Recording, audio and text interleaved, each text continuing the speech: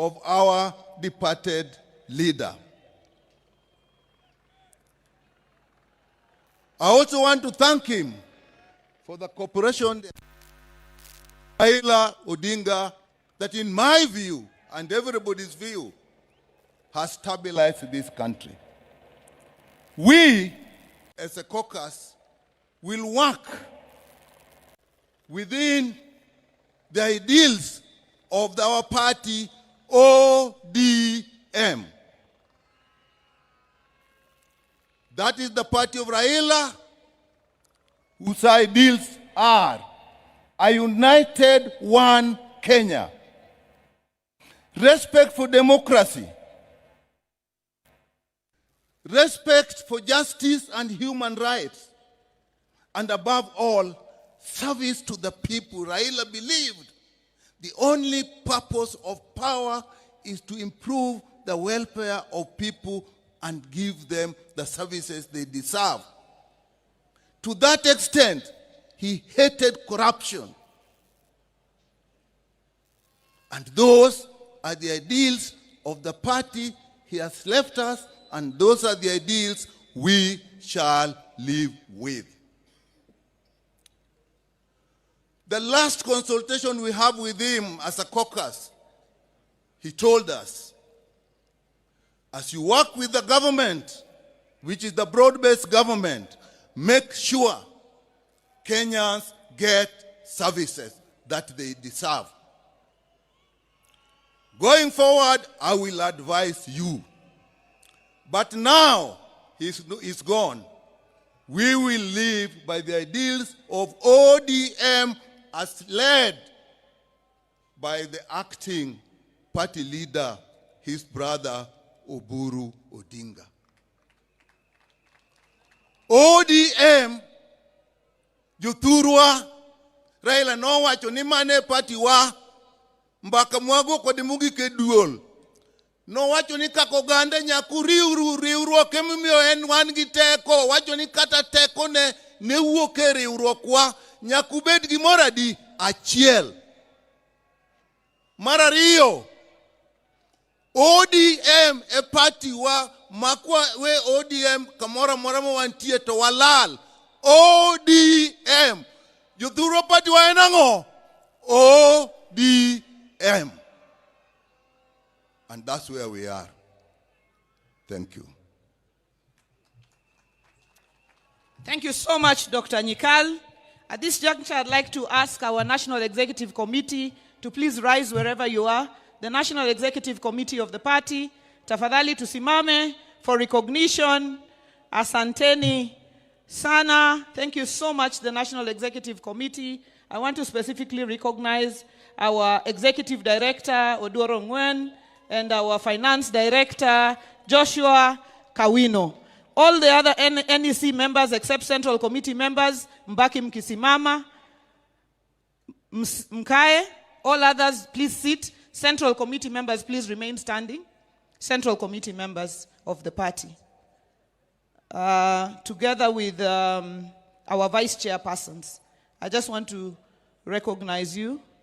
Our Vice Chairperson, Dr. Otienda Molo, our Professor Peter Anyang' Nyong'o, who's also in the Central Committee of the party,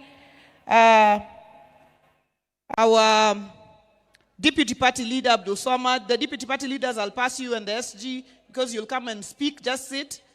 Our Whip, who is Honorable Millie Mabona, Honorable Rosa Buyu, who's the Director of Political Affairs, our President for the Women, Beth Siengo, our Vice Chair, Honorable Ariko from Turkana, our Youth President Ketora, our Vice Chair Senator Mwaruma from Taita Taveta, the party's Treasurer Timothy Bosire, and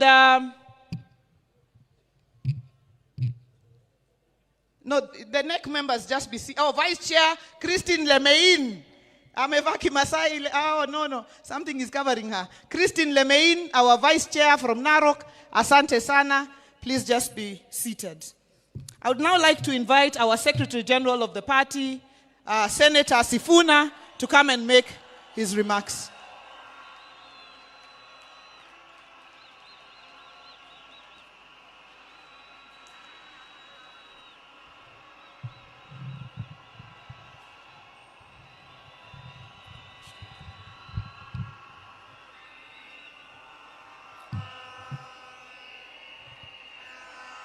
Asante sana. Asante sana kwa familia ya baba yetu, rafiki yetu, kiongozi wetu, rafiki yetu ambaye ametulea sisi vijana katika siasa, wakiongozwa na Mama Aida, ndugu yangu Raila Junior, na dada zangu wawili Winnie na Rosemary. Mheshimiwa Rais na viongozi wote ambao wamefika hapa, na wasalimu kwa jina la Yesu. Hamjambo? Hamjambo tena? Hebu unipungie mkono kama unaniona, hata wa kanisa. Asante. Asante. Mimi ndio Sifuna, katibu mkuu wa chama cha ODM, seneta wa Nairobi na naibu kiranja wa walio wachache pale kwenye Senate. Zaidi ya yote, mimi ni kijana wa baba. Waheshimiwa wote ambao wamefika hapa leo, I have been extremely privileged. It is the privilege of my life to have met Baba, to have studied under his feet, to have learned all that I have learned from him, and finally to serve him as his Secretary General for the last 8 years. I will eternally be grateful to you, Jacom, for the opportunity that you gave me. I have never had opportunity to ask why you picked me, Baba. Tumekuwa na wewe katika sherehe kama hizi nyingi sana. Na wakati moja tulikuwa tunaulizana, mimi nilikuwa najua nikifariki Baba atakuwa kwa mazishi yangu. Nilikuwa najiuliza, Baba, if you came to my burial, what would you say about Sifuna? Na nikajiuliza, what will I say on that dreadful day when we have to bury our Baba, our mentor, our leader? Words fail me. Na since Baba akuwe mgonjwa, alipoenda nje kutafuta matibabu, asanteni, nimekuwa nikijiuliza, wherever Baba is, what is it that I can say or do that will actually make him proud? What are the things that we should do as a leadership of the party right now to make Baba smile from wherever he is? And in my view, this is not the time to push divisive narratives in ODM. This is not the time. You all know, nyinyi wote mnajua ya kwamba chama cha ODM ni chama cha kila mtu, si ndio? Chama cha Kenya nzima. Na lazima sisi kama viongozi wa chama tuonyeshe umoja ili hawa ndugu zetu ambao ni wanachama wafuate mfano wetu. Nataka niseme hapa mbele yako Baba, ya kwamba chama hiki ambacho umetuachia, mimi Sifuna sitakuwa baadhi ya wale ambao watachangia kuangusha chama cha Raila Amolo Odinga.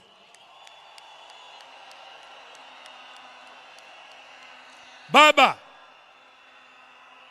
because ODM is one of your biggest legacies, Your Excellency Baba, I as Sifuna will do everything in my power to keep this party united and together. Even in the face of open provocation, Baba, you know what I am talking about. You know why I'm saying that. So, mimi nataka niseme ya kwamba vile Reverend Wesonga ametuambia hapa, Baba alikuwa anasikiza wananchi. Baba alikuwa anasikiza wananchi. Na mimi nataka kuencourage wanachama wa ODM. Sisi viongozi sasa tunyamaze kidogo, tusikie nyinyi mnasema nini. Nyinyi mtuambie mnataka tufanye nini na chama cha Baba Raila Amolo Odinga. Namaliza nikisema Baba Raila Amolo Odinga alizungumza wazi mbele ya nchi nzima tarehe 22 mwezi uliopita mbele ya hawa wabunge katika hoteli ya Agile pale Nairobi. Baba aliongea kwa kinywa chake mwenyewe, na waomba viongozi msiingize maneno kwa mdomo ya mtu ambaye amelala. Alisema yeye mwenyewe, akasema kama chama lazima tujiandae kwa ajili ya uchaguzi wa mwaka 2027. Na wale ambao wanaeneza mambo mengine hapa, Baba alisema, who has told you? Who has told you? Who has told you? Kwa hivyo sisi tutafuata the last standing instruction ya Baba ambaye alitoa chini ya siku 23 ambazo zimepita kabla afariki. Kwa hayo mengi, ni jukumu langu pia kama katibu mkuu wa chama, Mheshimiwa Rais, ilinivunja moyo sana kwamba baba alitoka Nairobi bila kusikia sauti za watu wa Nairobi wakisema tuko tayari. Sasa ni jukumu la hawa ambao wamefika hapa leo. Nataka mseme chant ya chama cha ODM mpaka baba ajue anazikwa na wanachama wa ODM. Nikisema ODM, tunasema tuko tayari. Muko tayari? Muko tayari? ODM! ODM! ODM! Asanteni sana, Mungu awabariki.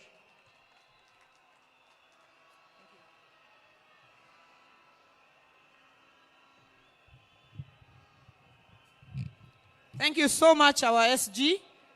Our party leader, when we were saying members of the Central Committee, you did not rise, but I want to recognize you.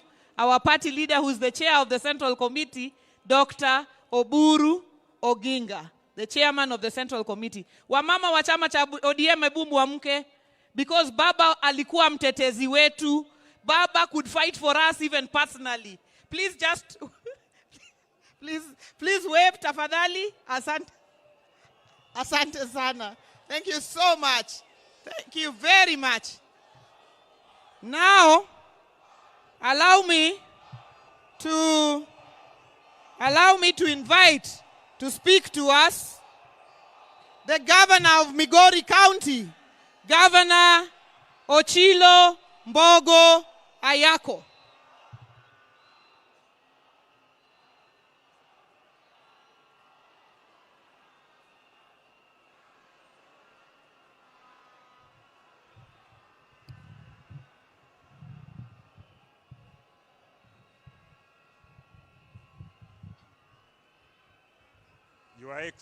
Your Excellency, the President of the Republic of Kenya, Your Excellency, Madam Raila Odinga, all the dignitaries present and all the protocols observed. Nyasaye ber, seche duto. I want to take this opportunity to bring the condolence of the great people of Migori, the condolence of my family, and the condolences of all the living things from Migori County. I want to say that we are so sorry. We have lost our leader, we have lost our mentor, we have lost our alter ego. But I also want to say one thing because I'm cognizant of the time. Not many people are aware of the fact that His Excellency the President Ruto, was a founder member of ODM.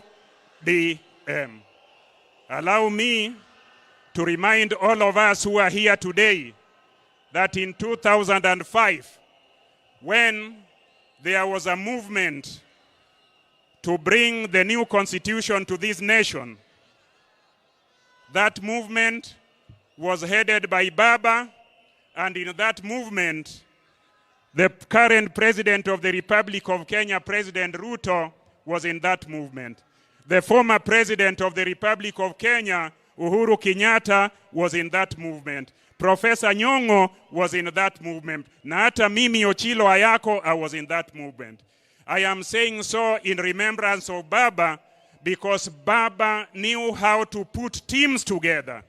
Baba brought everybody as a team and ensured that he was focused that Kenyans were to have a new constitution. And mimi nikiwa mtu wake wa mkono wakati huo, I was a minister and a young one, a one that was very fearful. So I went to Baba and asked him, you are a minister in this new administration. I am the youngest minister in this new administration. And you have said we should take a stand for the people of Kenya.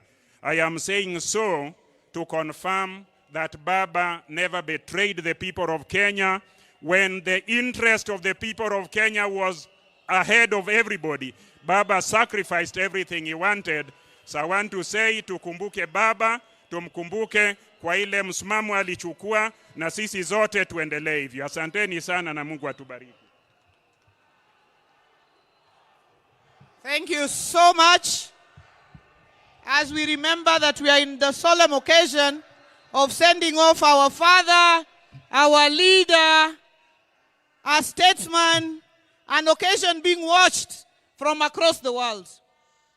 I would now like to invite to speak to us the founding Secretary General of the ODM party and the Governor of Kisumu County, His Excellency, Professor Peter Anyang' Nyong'o.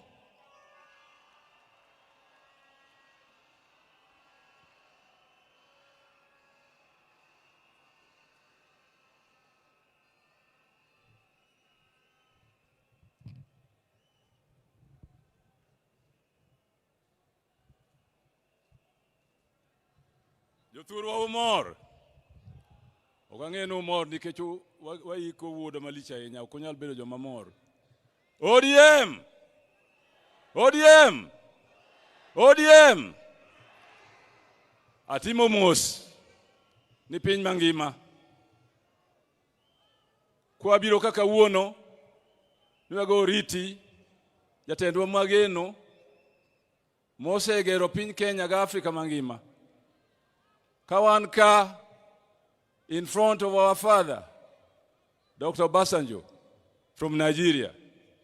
Mwase tiyogo kinde mang'eny, ODM, Raila and myself, we have visited him at his farm, and he gave us strong support in the struggle for the second liberation. Secondly, I want to say today, I have known Baba for a long time. He is my Rika. When there was in 2005, a very important decision to be made in this nation between the Kilifi draft constitution and the Bomas draft constitution. The Kilifi draft basically denied Kenyans the opportunity to have devolution and wanted Kenya to continue as highly centralized nation. The type that Mzee Jomo Kenyatta handed over to Moi, Moi continued with it. By the time that referendum was held, the nation was ready for change. And Baba led the orange color. There were two colors, or two symbols for that referendum: bananas and oranges. Bananas were defenders of the old constitution and the centralized government. Orange was for change and for devolution. That is the origin of the Orange Democratic Movement. Orange Democratic Movement cannot continue as a party without strong support of devolution and giving services to the grassroots of our nation. And therefore today we sit here mourning and said goodbye to the father of ODM, to the father of making sure that every government that comes after that referendum will continue to focus on service to the people, will continue to hold the common man as the common man and woman at the center of government and government policies. On Monday, the 3rd of October, Dennis Onyango called me on Sunday and told me that you need to go and see Baba on tomorrow, the 3rd of October. I left Kisumu in the evening of Sunday to make sure that I was at Jacom's house very early in the morning. We spent a whole morning together. And he said, Owadgi Mary, he used to call me Owadgi Mary, the brother of Mary. And I would call him Iwonya Lego. Owadgi Mary, adwani time gimoroka. Ka ukinde ni, monindiki e pepa moro. Manyalo deal with this issue of tribalism. The word tribe came from the colonialists. As far as Kenyans are concerned, we knew people as Jo, Joluo, Jokikuyu, Jakamba, the people of. And therefore the word tribe is a retrogressive word and concept. Do a paper on the issue of nationalities and the state, the modern state, so that the central committee of the party can discuss it and put it before the party as the understanding of the people of the party on tribalism and the death of tribalism and the birth of nationalities are the only progressive concept in democratic times. ODM! ODM! Asanteni sana.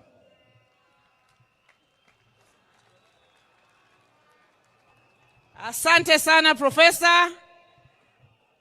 We now are getting towards the end of this session, and I've gotten to our deputy party leaders. Before I invite the first, let me recognize Honorable Walter Owino, MP Awendo, who is also here with us. Let me now invite Senator Godfrey Osotsi, Senator of Vihiga, and deputy party leader of the ODM party.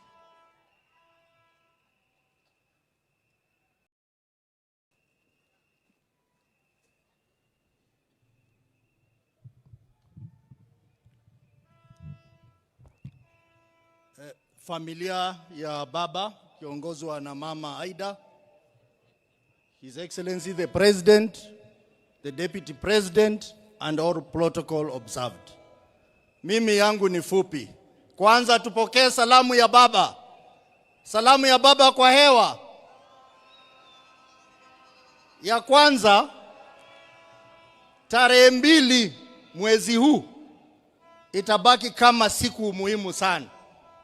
Kwa sababu baba Raila Odinga alikaa pale hoteli ya Serena the whole of afternoon mpaka late in the evening, na alikuwa na summon watu, anawaita, anawaongelesha. Mimi am lucky, I was one of the people. Nikiwa kule Senate, baba akaniita, nikakaa na yeye pale Serena, na hiyo siku baba was in high spirit na alifungua roho mambo yake. Baada ya hiyo, nikishaenda nyumbani 1 hour later, nikaambiwa kwamba unaitwa urudi pale Serena. Nikapata pale Serena Mheshimiwa Gladys Wanga, Mheshimiwa Junet Mohamed, Mheshimiwa Rosa Buyu na Mheshimiwa Odoro Ngwen kwa mkutano na baba. Na hiyo baba akauliza swali kwamba hii mkutano ambao tulikuwa tunapanga kubwa ODM at 20, akasema kwamba yeye anasafiri anaenda kule India. Akatuuliza hii mkutano mnatakaje, iendelee ama isiendelee? Na akatupa nafasi kila mmoja wetu tuseme kama mkutano itaendelea ama haitaendelea. Sisi wote tukasema kwamba baba, wewe ndio mwenyewe. We are not celebrating ODM at 20, but we are celebrating you for the legacy of this country and for the fights you fought for the people of Kenya. Sisi wote tukasema tutaahirisha hiyo mkutano mpaka ile siku baba atarudi. Lakini mimi majonzi yangu ni kwamba kumbe baba alikuwa anajua anaenda, kwa sababu alisema hiyo ODM at 20 ataita watu wote wale wamepitia kwa chama cha ODM, akiwemo rais wa Kenya Mheshimiwa Ruto na Mheshimiwa Uhuru Kenyatta, wote, Mheshimiwa Musalia Mudavadi, na leo mnawaona hapa wote. Sikujua kwamba hiyo ODM at 20 itakuwa ni mazishi ya mzee baba Raila Odinga.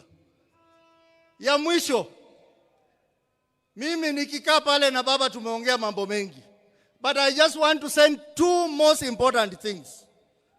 Kwamba baba Rais William Ruto, sisi kama chama tunashukuru sana umepatia rafiki yako a befitting send off. We are happy as a party. But baba was happy if all Kenyans enjoy life and benefit.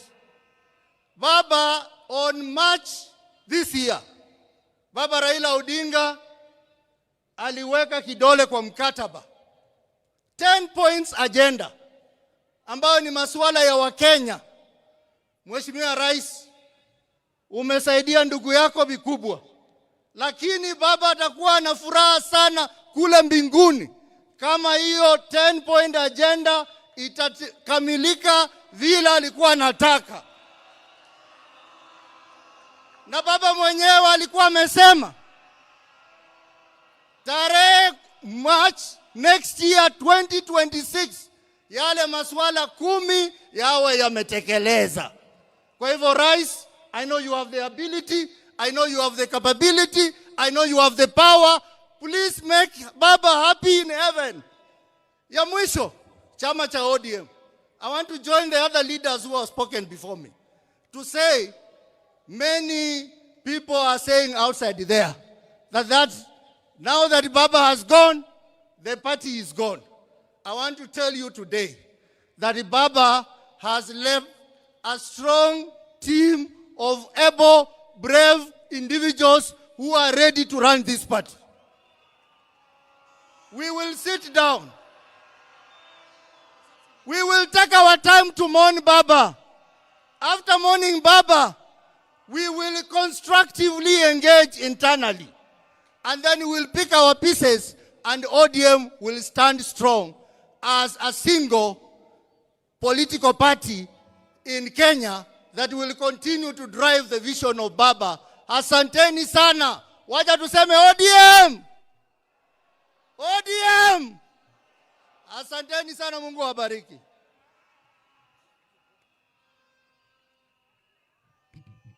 Let me now invite the governor of Kisii, deputy party leader of the ODM party, Honorable His Excellency Simba Arati.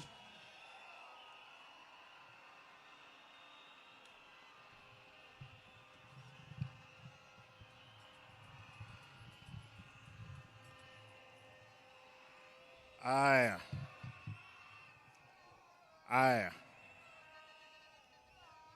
Your Excellency, the President of Kenya, Mama Aida, distinguished family members, fellow mourners. Allow me, I wanted to read a long speech that I had, but because of time, I'll speak as the deputy party leader of ODM. Kwanza, mnikubalie, mimi kama Simba Arati, gavana wa Kisii, nilete rambirambi zangu na familia yangu na watu wangu wote wa jamii ya Omogusi. Pili, nataka nirudie, mimi leo hii kuwa gavana. Baba Raila aliniteua kuwa kansela kule Nairobi kwa miaka 5. Baadaye nikiwa nanyang'anywa tiketi yangu ya ubunge, Baba akaamua anipe tiketi ile. Nikakuwa mbunge wa 2 kule Nairobi kwa tiketi ya chama. Na hata wakati nilikwenda Kisii kusimama kama gavana, hawakuamini kwamba ningechukua. Baba akanipa tiketi ile. Nimesoma katika darasa la Baba. Amenipa mtihani. Nimepita mtihani. Baba ananipigia simu akiwa hapa. Mara ya kwanza mwezi uliopita akaniambia nikatoka Nairobi kuja kumuona. Tukaongea.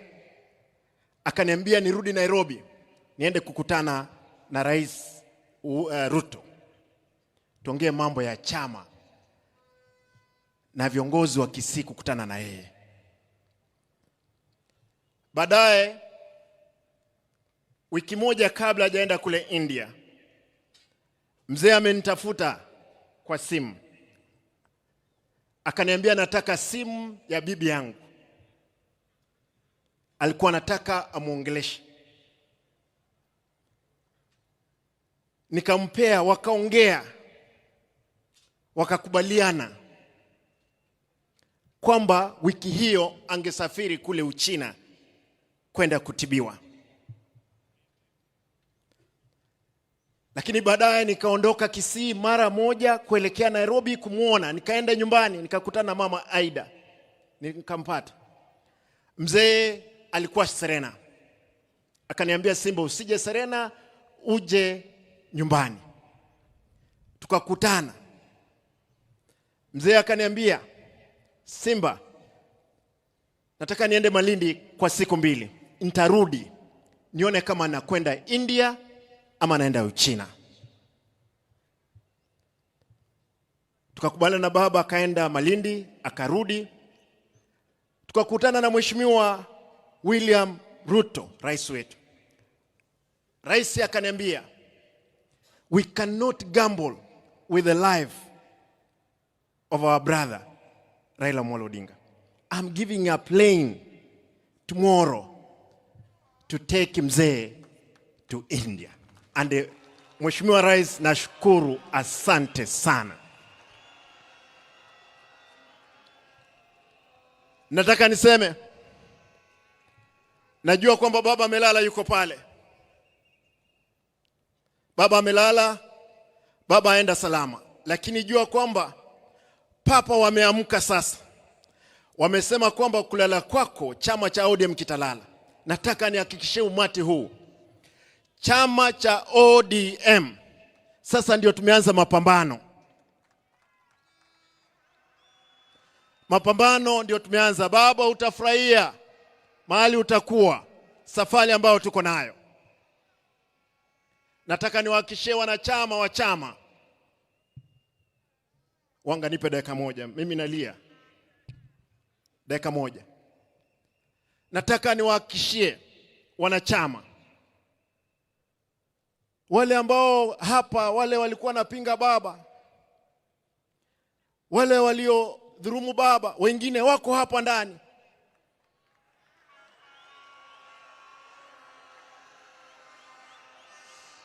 Lakini nasema kwa sababu baba umelala, wasamehewe.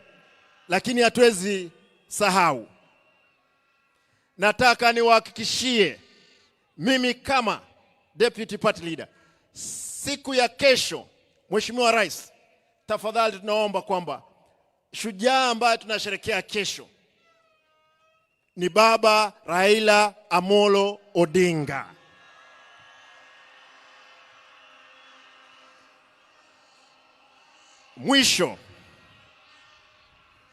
Mwisho mnikubalie tuimbe wimbo peke yake, bado mapambano. Vijana msilale, vijana msilale, bado mapambano. Hebu tusimame juu tafadhali. Huo wimbo lazima tukumbushane, kwa sababu mapambano sasa ndio tumeanza kuelekea mbele. Vijana msilale, vijana msilale, bado mapambano, mapambano, mapambano, bado mapambano. ODM msilale, ODM msilale, bado mapambano, mapambano, mapambano, bado mapambano. Asanteni. Lazima kura za 2027, sisi kama chama lazima tushinde uchaguzi huo pamoja, lazima tutashinda. Asanteni, Mungu awe nanyi.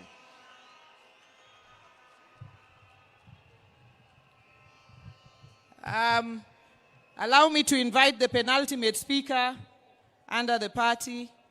And as I invite him, I'd like to recognize Baba's son, a young man who became Baba's friend, Kasmuel Marco Ure. Kasmuel, you are a serious man, you're going places. Even if you're mocked, stay strong. Let me now invite our deputy party leader, Governor of Mombasa, Governor Abdul Swamad Sharif Nasir. Karibu sana, Governor.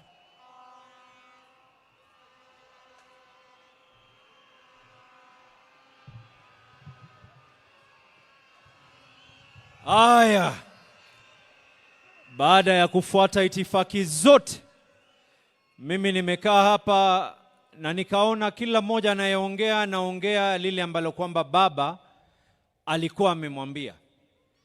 Lakini mimi kwa unyenyekevu niko na barua ambayo kwamba nimemwandikia baba, yale ambayo yameweza kujiri kuanzia alipokuwa ameenda mbele ya haki na mpaka sasa hivi. Baba, katika barua ambayo kwamba nakuandikia, nimeona watu wengi hapa, aliyeongea Kijaluo, aliyeongea Kiingereza. Mimi nitaomba niongee Kiswahili ili sije wengine wakaona na wasengenya, na ndio maana siongei Kijaluo hii leo.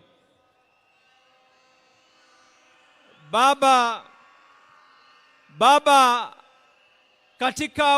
katika mazishi yako, Baba, katika mazishi yako ni mazishi ambayo kwamba ni ya maajabu. Dunia nzima inaweza kuomboleza na wewe. Jamii, marafiki, familia, wale ambao kwamba alikuwa ni wako wa ndani. Lakini Baba, lile ambalo kwamba la ziada, hata maadui zako sote tunashtuka na tunashtuka ya kwa leo wanatoka machozi, na tunajiuliza ya kwa ilikuwa ni machozi ya ukweli ama ni machozi ya uongo.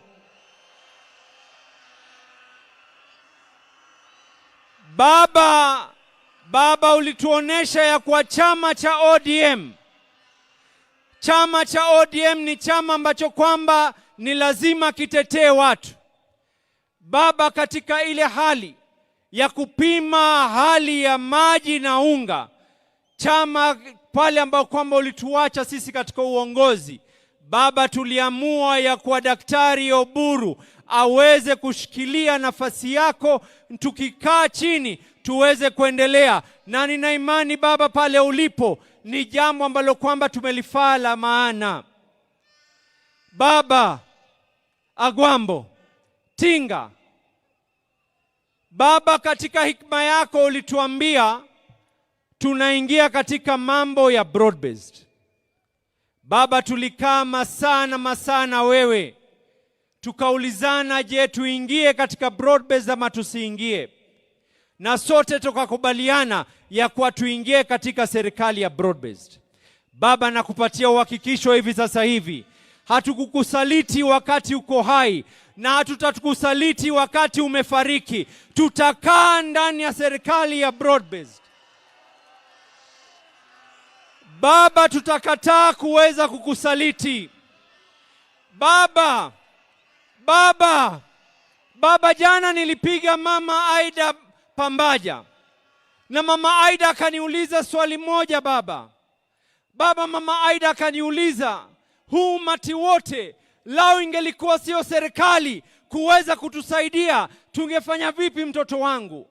Nikamwambia Baba, magavana wa ODM pengine tukechukua wale Kanjo Inspectorate wote tukawaleta, pia tusingeweza kucontrol umati ambao kwamba walikuwa wanataka kuzika. Na nikamwambia Mama Aida, na yuko hapa ni shahidi, nikamwambia kesho nikiongea nitakuwa ni mwenye kukosa fadhila nisipoweza kumshukuru William Samoei Ruto, kwa sababu Baba, ulinifunza tulipokuwa Addis Ababa, wakati ilipokwenda vile ilivyoenda, ukaniambia mshukuru yule aliyekufaa. Niko hapa hii leo. Thank you. Asante Rais William Samoei Ruto. Lao si wewe, sijui tungekuwa vipi tumeweza kumzika.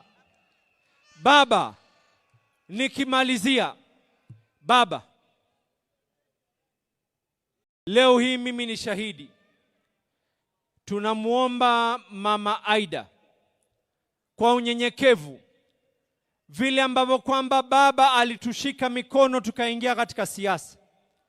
Tunamuomba Mama Aida awabariki watoto wake alowazaa, lakini ni ndugu za Wakenya wote. Junior, Rosie na Winnie, musituache mkono. The ODM party needs you and we can be able to songe katika hii safari mbele. Mimi nimesikia wengi wakiongea habari ya mwaka 2027. Nimesikia wengi wakiongea mambo ya mwaka 2027. Gladys, Point zangu mbili za mwisho nataka kuweka.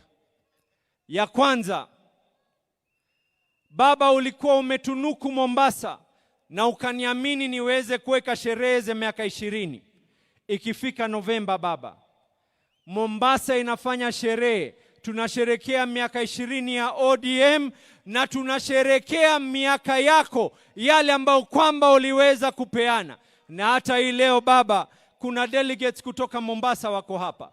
Kuna MCAs wa Mombasa wako hapa. Kuna assembly na leadership yao yote iko hapa Baba. Yote kwa sababu yako. Baba, ikifika mwaka 2027, mambo mawili yatatendeka katika hii Kenya. Wana ODM nisikizeni kwa makini. Mambo mawili yatatendeka katika hii Kenya na kuonesha nguvu zetu. Hii by elections zinazokuja, sote hapa tutaingia mashinani kuhakikisha tumeshinda by elections zile ambazo kwamba zilioko katika maeneo ya Kasipul, maeneo ya Ugenya, maeneo ya Magarini. Watu watajitokeza kwa heshima yako Baba, na kila mmoja hapa atatoka na kuweza kuhakikisha ataweza kuinua uso wako, ili ikifika mwaka 2027 Baba, mambo ni mawili. Umetufunza ya kuwa kuna njia nyingi ya kuwa kanga. Tunasema hivi, mwaka 2027 hatukai katika upinzani. Mwaka 2027 we will not be in the opposition. Mambo mawili yatafanyika. Agosti tunapiga kura. September we are either in government or we are government. Joey! Joey! Joey!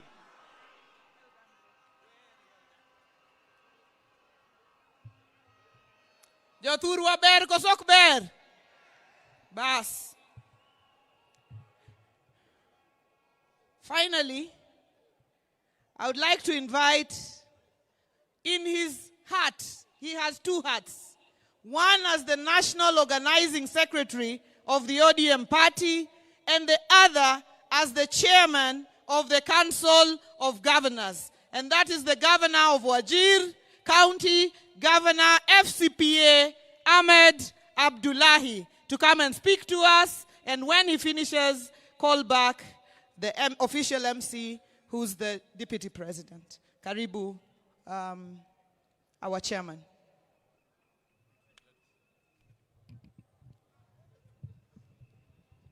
Your Excellency, the President of the Republic of Kenya, William Samoei Ruto, Mama Aida, and the entire Odinga family, all mourners here present, Hamjambo. Your Excellencies, allow me to introduce the Excellency Governors of the various counties who are here. Excellency Governors, please stand up. And after I call your name, please be seated. We had here on stage Her Excellency Governor Gladys Wanga, Governor of Homa Bay. We also had up here on stage Governor Professor Peter Anyang' Nyong'o, Governor of Kisumu County. We had here the two party leaders, Governor of Mombasa, Abdul Samad Sharif Nasir, and Governor of Kisii County, Excellency Simba Arati. We have the host governor also, who I'm positive will come and speak, Governor James Orengo. We have Governor Dr. Ochilo Ayako, Governor of Migori County. Governor Dr. Paul Otuoma, Governor of Busia County. Governor Speaker Emeritus Kenneth Lusaka, Governor of Bungoma County. Governor Dr. Wilbur Otichilo of Vihiga County. Governor FCPA Fernandez Barasa of Kakamega County. Governor His Excellency Joseph Olelenku of Kajiado County, Governor Dr. Dado Godana of Tana River County, Governor Gideon Mungaro of Kilifi County, Governor Patrick Olentutu of Narok County. Have I missed any governor? Oh yes. Her Excellency Wavinya Ndeti of Machakos County, His Excellency Governor Kangata Wabarua of Muranga, and His Excellency Johnson Arthur Sakaja of Nairobi County. His Excellency the Governor of Nyamira County, Nyaribo. Asante, Your Excellency. Your Excellency and the family. Mama Aida and the family, kindly accept my condolences, the condolences of my family, the condolences of the people of Wajir County, the condolences of the people of Northern Kenya and the Northeast, and the condolences of the 47 governors of Kenya and the Secretariat and the staff of the Council of Governors. Baba was indeed the architect, the father, and the protector of devolution. Devolution was Baba, and Baba was devolution. Baba always told us as governors that devolution is not a favor, it is the only way to equalize Kenya and to have a Kenya where development reaches every corner of this country. Baba will be missed at the Council of Governors. He will be missed for his ability to speak the truth when it's costly. He will be missed for his courage, unwavering courage. He will be missed for his belief in devolution.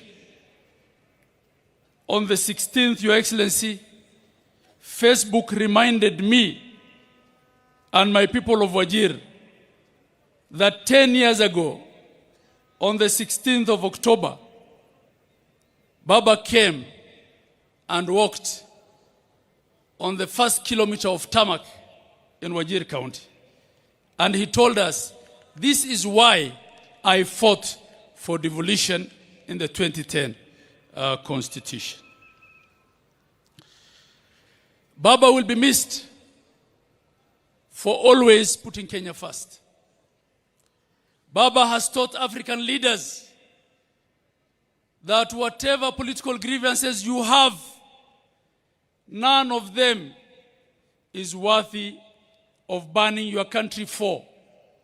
He always resolved all political grievances legally and politically. He was the stabilizer in chief in Kenya. He is the one who had guaranteed political peace. So for those of us now left at the platform, under the leadership of His Excellency the President, in honor of Baba Raila Odinga, we should vow never to burn Kenya for the sake of politics.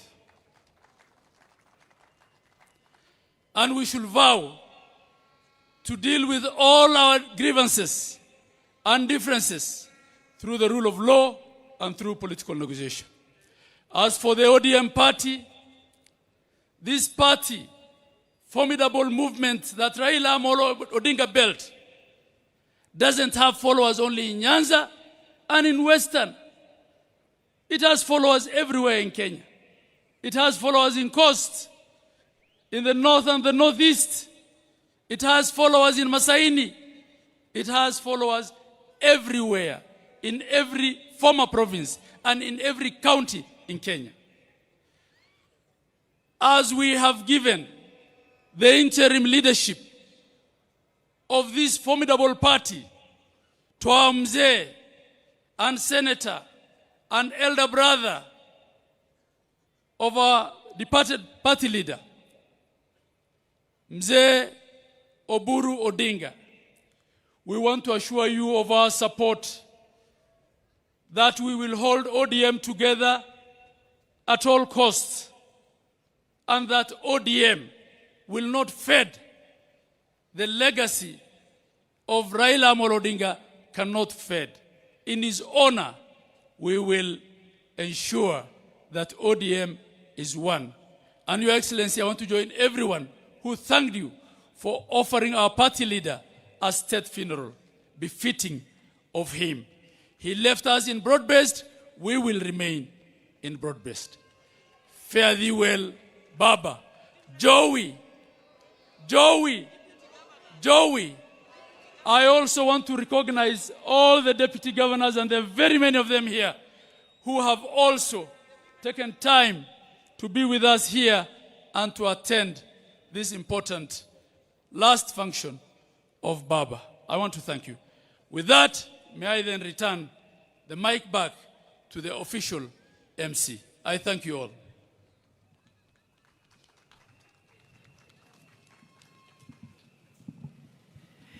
Now, thank you very much. We try and hurry up a bit. I'm going to call a number of speakers here, and every one of you, you come in quick succession, 2-3 minutes, pay your tributes. Ngoja Mishi, takuita, I'll call you Mishi, just go back. Let me call Governor James Orengo, and after him, I want to call the experts that Baba donated in the broad-based government. So after James Orengo, I will call Minister Oparanya, Minister Joho, Badi, and Opio Wandai to say one word, 1 minute each, then we go towards completion of this program. Karibu, Governor James Agre Bob Orengo, Senior Counsel, Governor of Siaya.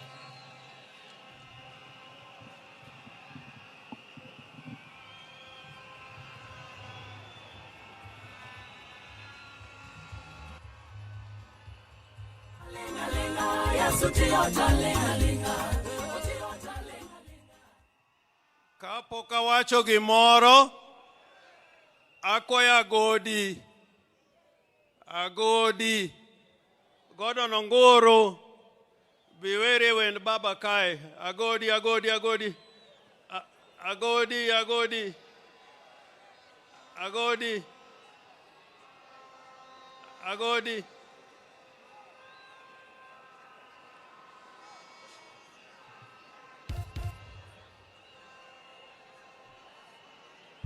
DJ.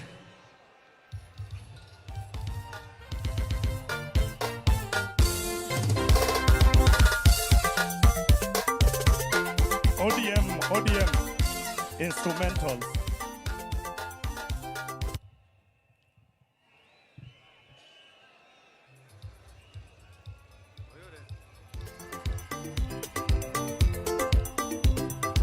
Nia wana nyangu huo josuba nyakwalek.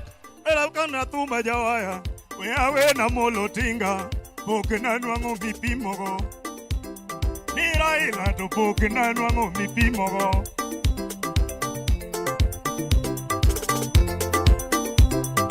Nia wana molo huo nyalego nigi chumba mateno bate. Ya wana molo kegoneyo piduruedi dumo kisungu. Orengo dumo kisungu. Ni Ruto dumo kisungu. Wadai dumo kisungu, nijogi dumo kisungu motamoa. Munataka nani?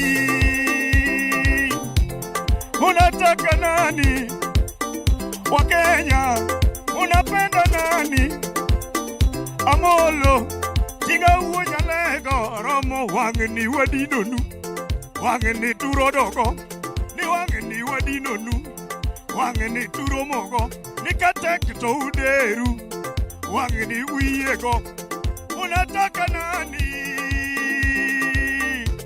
Tunapenda baba, Amolo Odinga, tunapenda baba, Raila Odinga, agwambo uonya lego ni wuothorumo, anitinga koro riti ni sechorumo, agwambo uonya lego ni sechorumo.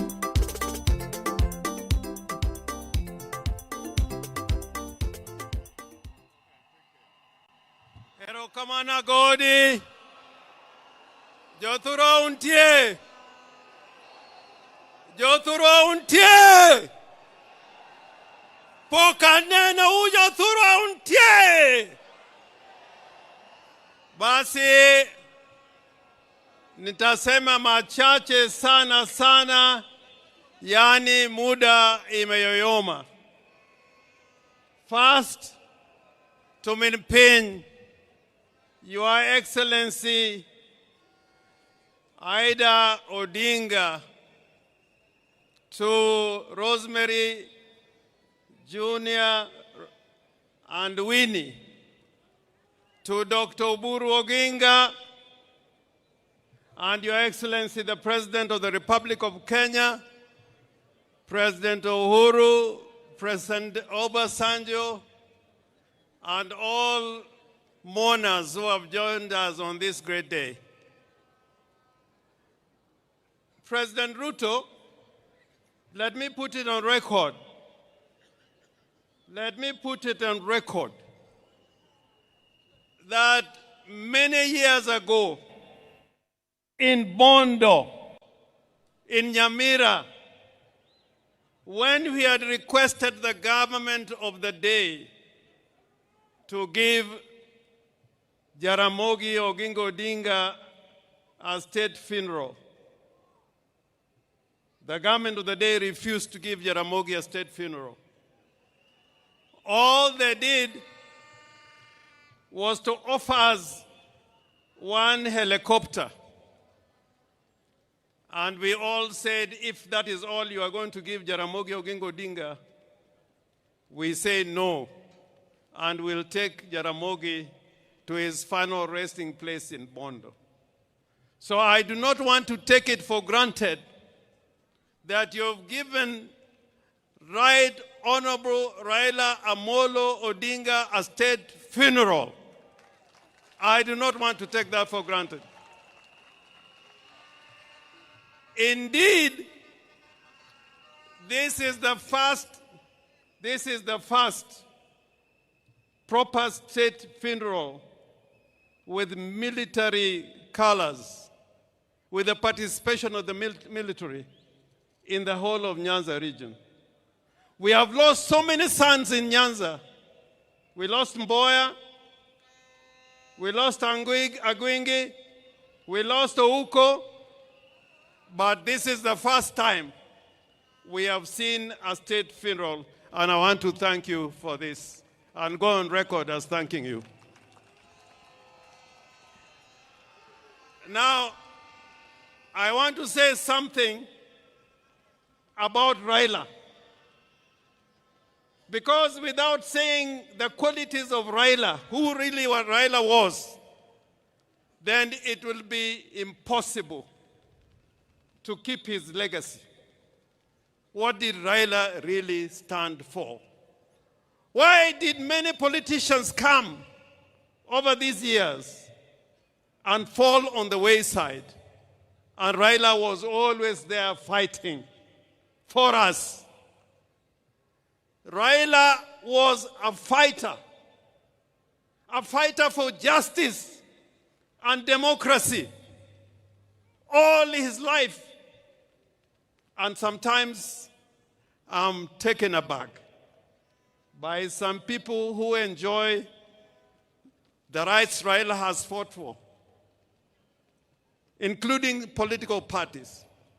There are those who now lead political parties and abuse Raila Amolo Odinga without knowing that without Raila Amolo Odinga, you would not be leading those parties that you're leading today. They don't know. And I say, woe unto you. I say, woe unto you. There are those who forget the legacy of Raila Amolo Odinga. We have the Constitution of Kenya 2010. And people are here, and I like what Simbarati was trying to say, that there are people here today, when Raila was fighting for this constitution, they said no to that constitution. I want to remind you that without Raila Amolo Odinga, we will not be having this constitution. So Raila was courageous. He was a brave man. I remember after the elections in 2017, when his votes were stolen,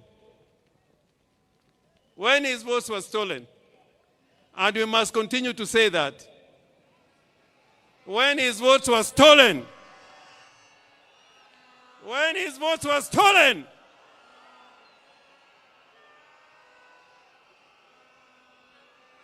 Raila decided with a few of us that he was going to be sworn as a people's president at Uhuru Park. You know, that day is when I knew there are many people who wear trousers, but they should not be wearing those trousers.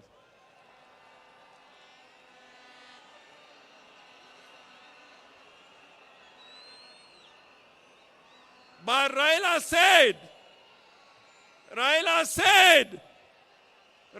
said, we are going to Uhuru Park and I'll be sworn as the people's president. Did Raila go or he did not go? Did Raila go Uhuru Park or he did not go? I remember many times when Raila has been tear-gassed and was nearly killed. Therefore, before you open your mouth to talk against Raila, remember what he has fought for and what he has stood for. And today, I want to remind all Kenyans, that the legacy of Raila Amolo Odinga will not be kept by mere speech. Speechifying would not be enough. It is to make sure that the gains we have made will never be lost. You should never give any space for gains that Kenya has gained to be lost.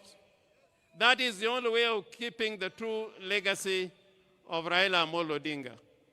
President Ruto, I am confident that when you consider the agreement that you have between the party ODM and UDA, that both of you witnessed, that this will be fulfilled, because that will keep the legacy and spirit of Raila burning and burning and burning and burning.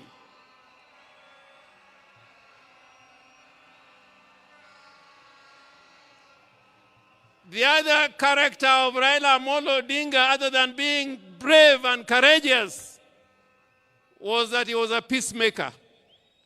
Raila was a peacemaker. And even today, we can see that Raila can bring Uhuru together, and Ruto is here as president. That was the true spirit of Raila Amolo Odinga, that the nation should keep talking together in unity. and as brothers. Finally, I'm one of the people who believe that we must keep the party ODM. You must keep the party ODM. Remember the ideology of the party ODM. There's a huge delegation here, including the governor from Tororo, people from Gulu. My friend Olara Otunu, I think, is also in the house. We welcome you. But Olara Otunu, during Pinluo, when His Excellency the President and President Museveni was here, he spoke in Luo. And I want, if you have anybody near you, to translate what I'm saying. Nijo Luo wangi kitwa. Kitwa. Kitwa. Kitwa. Kitwa. In that spirit of the Luo nation, that spirit of Luo nation is like we like speaking the truth. We like speaking the truth. We like living in peace with our brothers. We like inclusivity. We are against those who are trying to tear Kenya apart and speak the language of division and tribalism and ethnicity. Woe unto you! So, President, I urge you,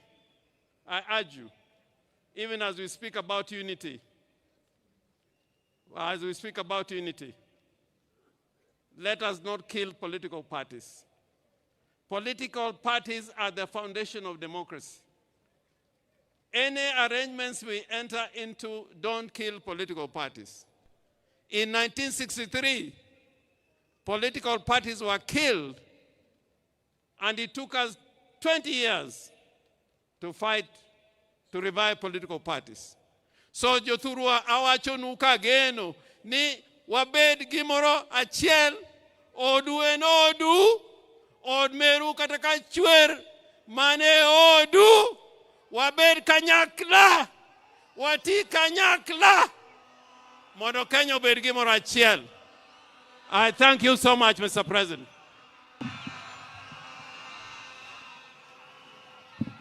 All right, now, allow me to interrupt the pace at which we are going because the time is spent and we've been here for long.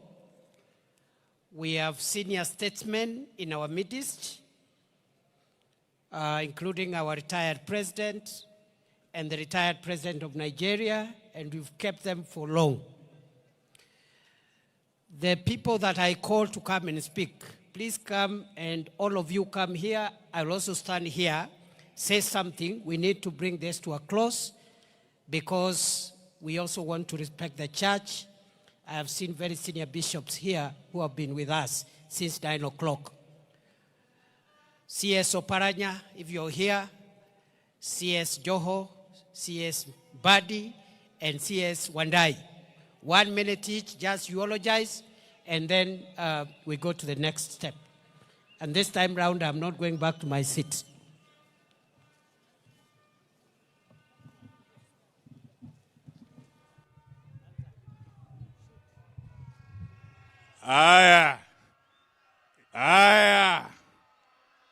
Your Excellency, President William Ruto, Mama Aida, and the family, together with the Greater Jaramogi family, I bring my condolences.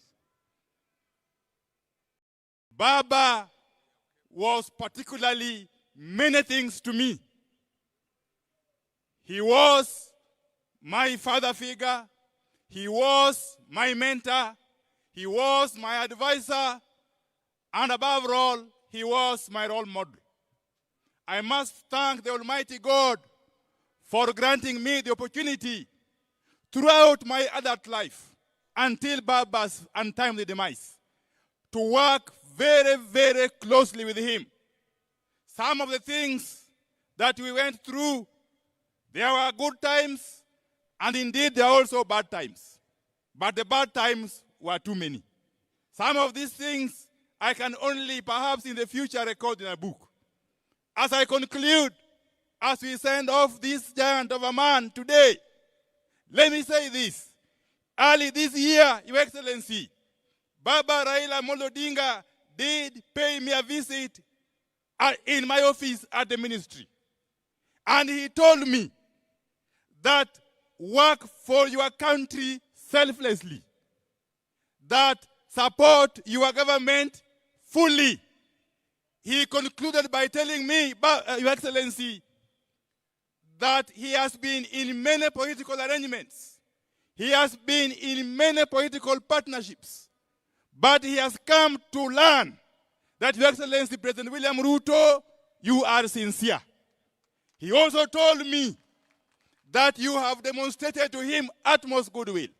And therefore, as I conclude, one lasting tribute, the only lasting tribute we can pay to Baba and to perpetuate his legacy is to enhance and continue with the partnership that he started with President William Ruto.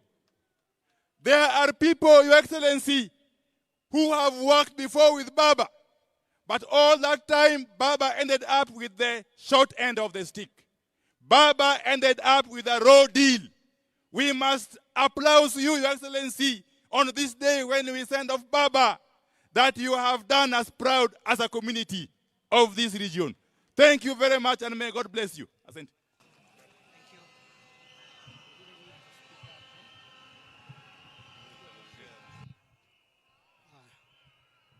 Thank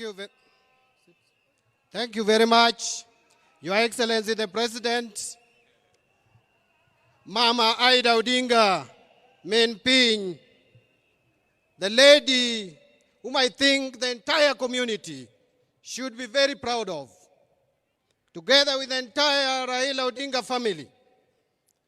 Leaders who have come here, I have a few remarks to make, because this is the most difficult day of my political career ever since I joined politics. I know the reason why I've decided to be strong is that I'm aware that if I went ahead of Raila, he would be strong for me. And therefore I've decided to be strong for Raila Odinga today. But it was not an easy day.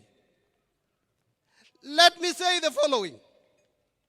Many of us here know Raila as Baba. Many know him as Jacom. Many know him as Agwambo. We know him as Tinga. We remember him as Nyundo. He is Okegonea. He can be everything. He sounds very big. But we must remember, for some of us, that Raila started small. Raila worked hard. Raila remained resilient. Raila remained patient to reach where he is. I remember in 1992, 33 years ago, when I was a student at the University of Nairobi, Raila was running for Langata parliamentary seat. He could come to my room, Block J, room 19. Later, Block B, in Malindi, Block B, room number 2. Planning on how to win Langata. That time, the politics of Nairobi was volatile and violent. There was Jeshi la Mzee, led by Fredo Mulogumo. There was in Embakasi, David Mwenje. In Kibra, in Langata, we had Kimani Rugendo over Fodasili. Very violent campaigns. All the university students from main campus, Parkland and Chiromo, were in the payroll of Mulogumo. He had to come to Lower Kabete, where I was leading the student leadership, to get support to win his seat in Langata parliamentary seats. That is how Raila started. Raila is a patient man. That is why he has reached where he has reached. But let me say the second. Raila was a forgiving man. Many people here betrayed Raila in one way or the other. Betrayed Raila in one way or the other.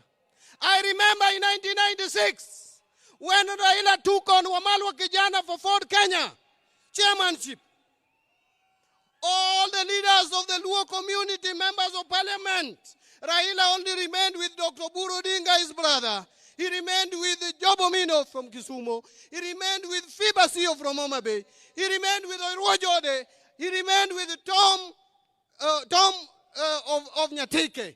And he remained with Owina Chola. And remained also with Ochiengbeo from Madari. All those people apart from Omino and Fibasio, all those won their seats in by-elections. Raila soldiered on, despite the fact that the Luo leadership had deserted him. But now, he has died when all the Luo leaders are behind Raila Odinga, Agwambotinga. I am happy that, Baba, you are going ahead of us without me betraying you. I was behind you. You are with me. You gave me positions of leadership when nobody imagined that I could lead. You made me the assistant minister in the office. You made me the longest serving chairman of your party when you were alive. You made me minority leader. You made me Minister of Finance, the first Luo to be a Minister for Finance in the Republic of Kenya. Baba, thank God that I never betrayed you. Even when you gave me the sad news that I was not going to be the governor for Homa Bay County, I still stood behind you because I know why you made that decision. Baba will not disappoint you. I will not betray you. The only place where we disagreed and you allowed it is that you are supporting Arsenal and I'm supporting Manchester United. Allow me to say the last word, my brother in Kijaluo.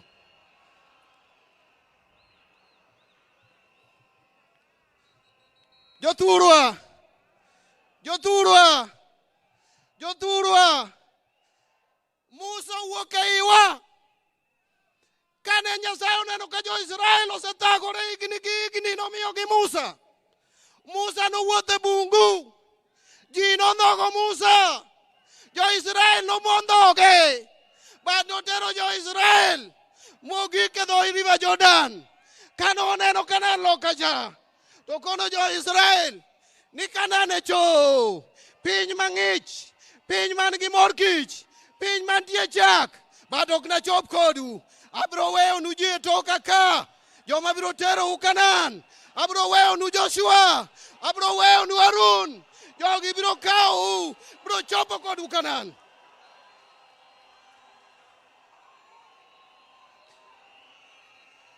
Budho ma wantiere ni. Raila osedhi. Awa Musa osedhi. Ang'eyo ni Joshua ni ka. Harun ni ka. Kisomo Deuteronomy chapter 34 verse 8. Tijakisomo Numbers chapter 20 verse 29. Jo-Israel kane Musa to. Harun boto. Negi kwayo 30 days. Magi yuago go jogi. Wakwayo 30 days kako ganda. Mono wa mon Raila. Bang 30 days. Wabiro miyo direction. Kamo ganda luo dhiye. My last word. My last word. My last word. As a community, Your Excellency. And I want to tell you this. Don't be shaken. As a community, there is something we believe in. That a leader, before he dies, a leader knows his death, but he doesn't talk about his death. He will show his people, before he dies, what he wants to be done. He will show his people where to take everything that he has. Raila showed us. Raila showed us before he died that he wanted us to be in government. As a community, as a party, we will be in broad-based government. We will support broad-based government. We will work with you.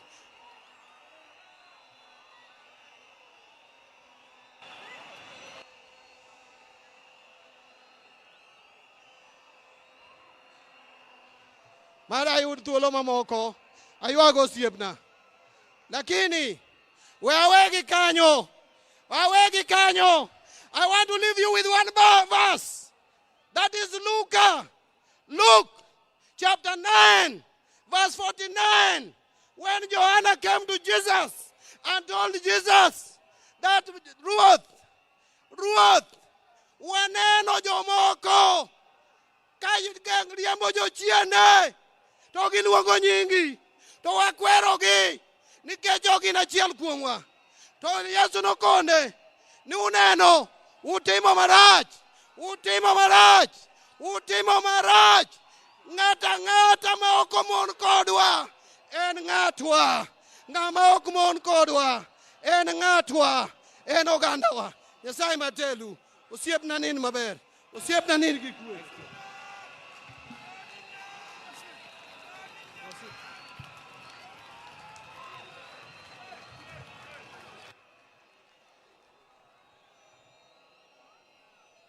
Your Excellency, the President of the Republic of Kenya, Mamangu, Mama Aida, and the Odinga family. Your Excellency, let me confess that kwa muda mrefu, I have never been in a situation where I have struggled to think of what I'm going to say about someone. And I will not be, Your Excellency, nimeona kama kuna ka contest of some sort. Who was called last? Who spoke about what? Who was assured what? Who was informed of the unknown? But for me, Your Excellency, I want to take this opportunity. Number one, to pray for Raila Amolo Odinga. May his soul rest in eternal peace. Your Excellency, I was a very young man. From Kisauni, where nobody knew me or had an idea of who I am. When I developed the ambition of wanting to become a leader. Your Excellency, there's a guy called John Maya Ndiwo. He was living in Mombasa, nikamwendea nipeleke kwa Raila. Babangu hajakuwa kwa siasa, mamangu hajakuwa kwa siasa, shangazi yangu hajakuwa kwa siasa, Hassan Joho hajulikani na mtu yoyote. I walked to see Raila na akanibeba mkono. Nikawa mbunge, nikawa governor, na sasa mimi ni waziri. Na mimi, Your Excellency, nataka tuchukue fursa hii mimi mwenyewe kibinafsi. Nimwombee Mwenyezi Mungu Raila aende apumzike na kutana na wazee wetu mbele ya haki. Na lile la muhimu, Mbadi said here that he has never betrayed Raila.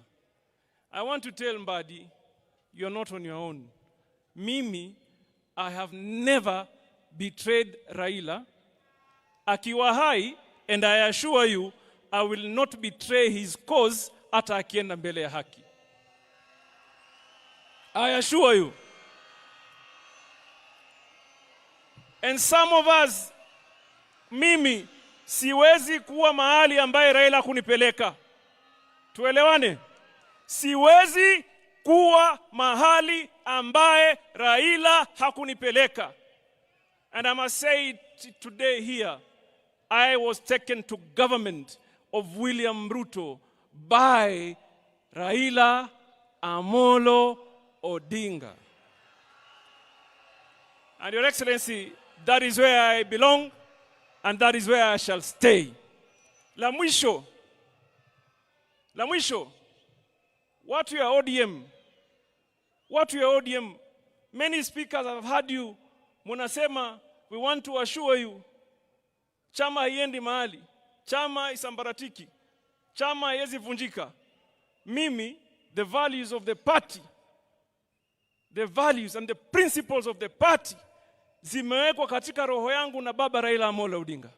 And I want to tell you, whoever imagines that anaweza kuvunja chama cha ODM, yeye ndio tutamfukuza my friend na ahame, chama kitabaki. Tuelewane namna hiyo. Ukijaribu kugawanya chama, ukijaribu kuvunja chama, wewe ndio utafanya nini? Utahama. Atafanya nini? Atafanya nini? The party will be here to do what? To stay. Mwenyezi Mungu awalinde na wabariki. Asanteni sana.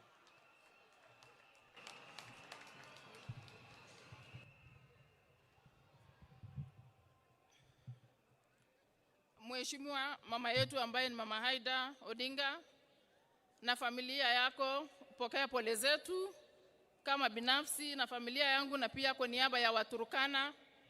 Wewe uko hapa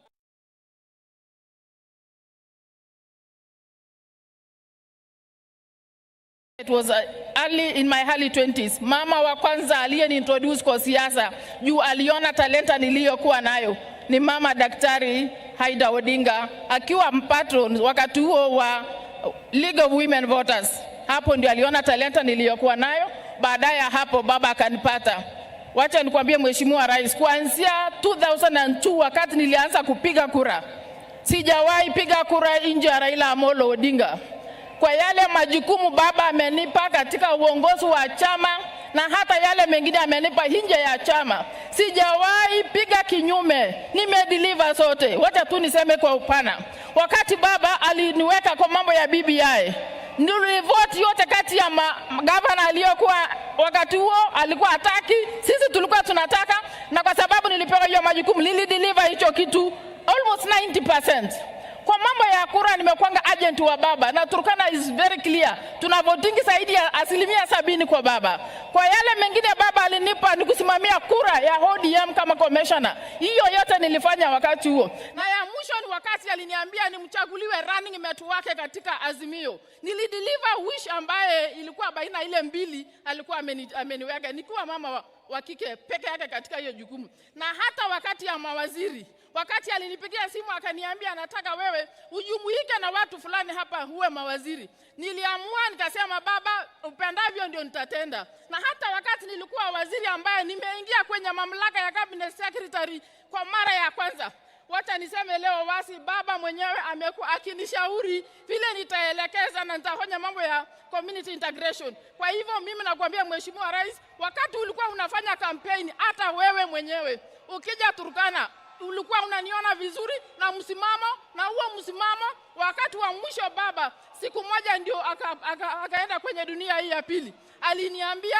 nyinyi mkae serikalini kwa sababu hapo ndio nimewaachia. Kwa hivyo Mheshimiwa Rais, wewe unajua tu tutawacha mambo yote, lakini yale baba alituachia hivyo hivyo.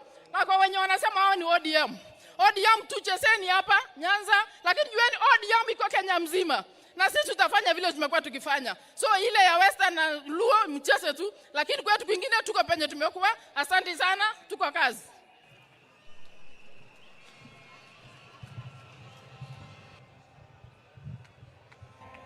Basi kwa sababu ya muda, all protocol observed, mimi vile mnajua, kwa wale wote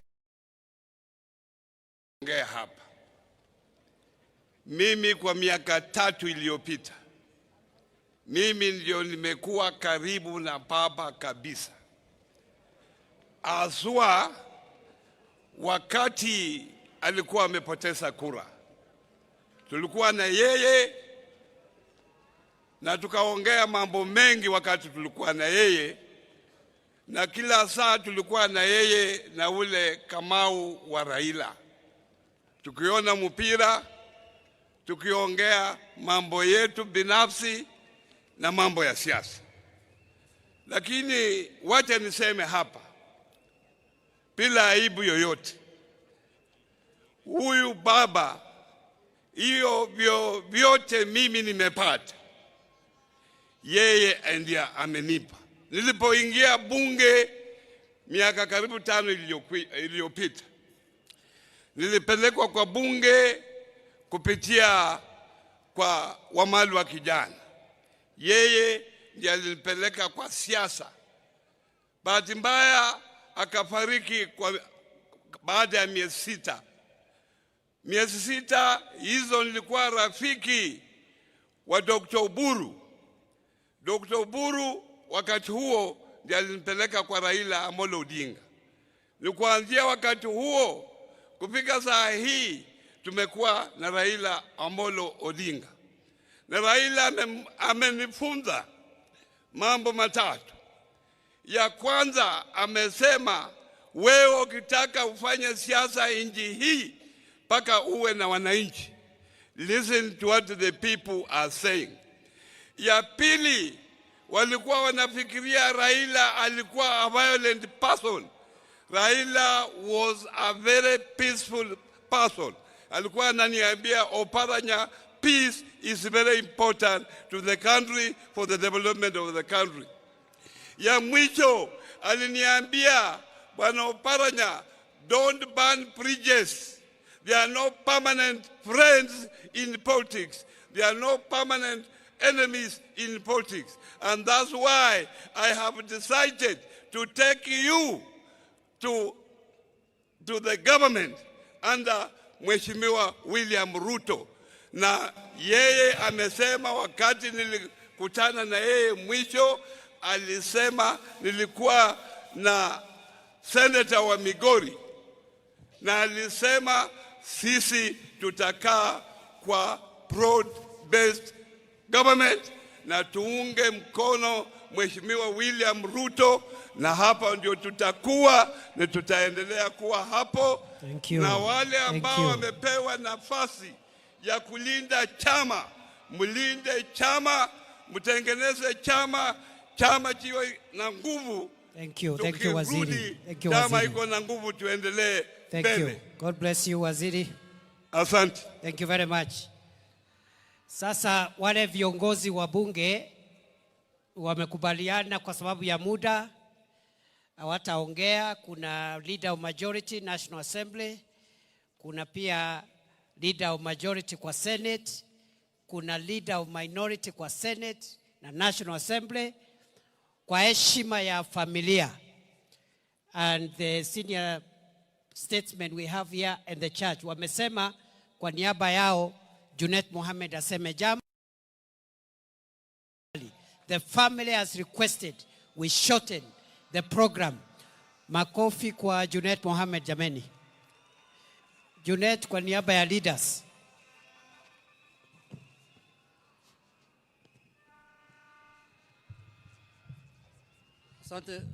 Asante sana Mheshimiwa Deputy President. Mimi nitakuwa fupi kwa maneno. Mama Aida Odinga ambaye ni mama yangu na madada zangu na mandugu, His Excellency the President. Mimi leo ni ngumu sana roho yangu kutoa rambirambi kwa baba. Mimi baba alikuwa kwa mambo mingi kwangu. Mimi nilikutana na baba nikiwa na miaka 24, the year 2001. Miaka 23 na 4 ingine sijaona kiongozi ingine, sijaona chama ingine. Chama yangu ilikuwa baba na baba ndiye alikuwa baba yangu. Baba alinifanya meya ya Migori nikiwa na miaka 25. Aliniwekelea hapo. Akanifanya mbunge miaka mingi mpaka nikakuwa minority leader kupitia baba. Mimi nina huzuni sana kwa sababu wale wanajua vile mimi na baba tulikuwa karibu. Lakini yote tunasema tunawachia Mungu. Nimeona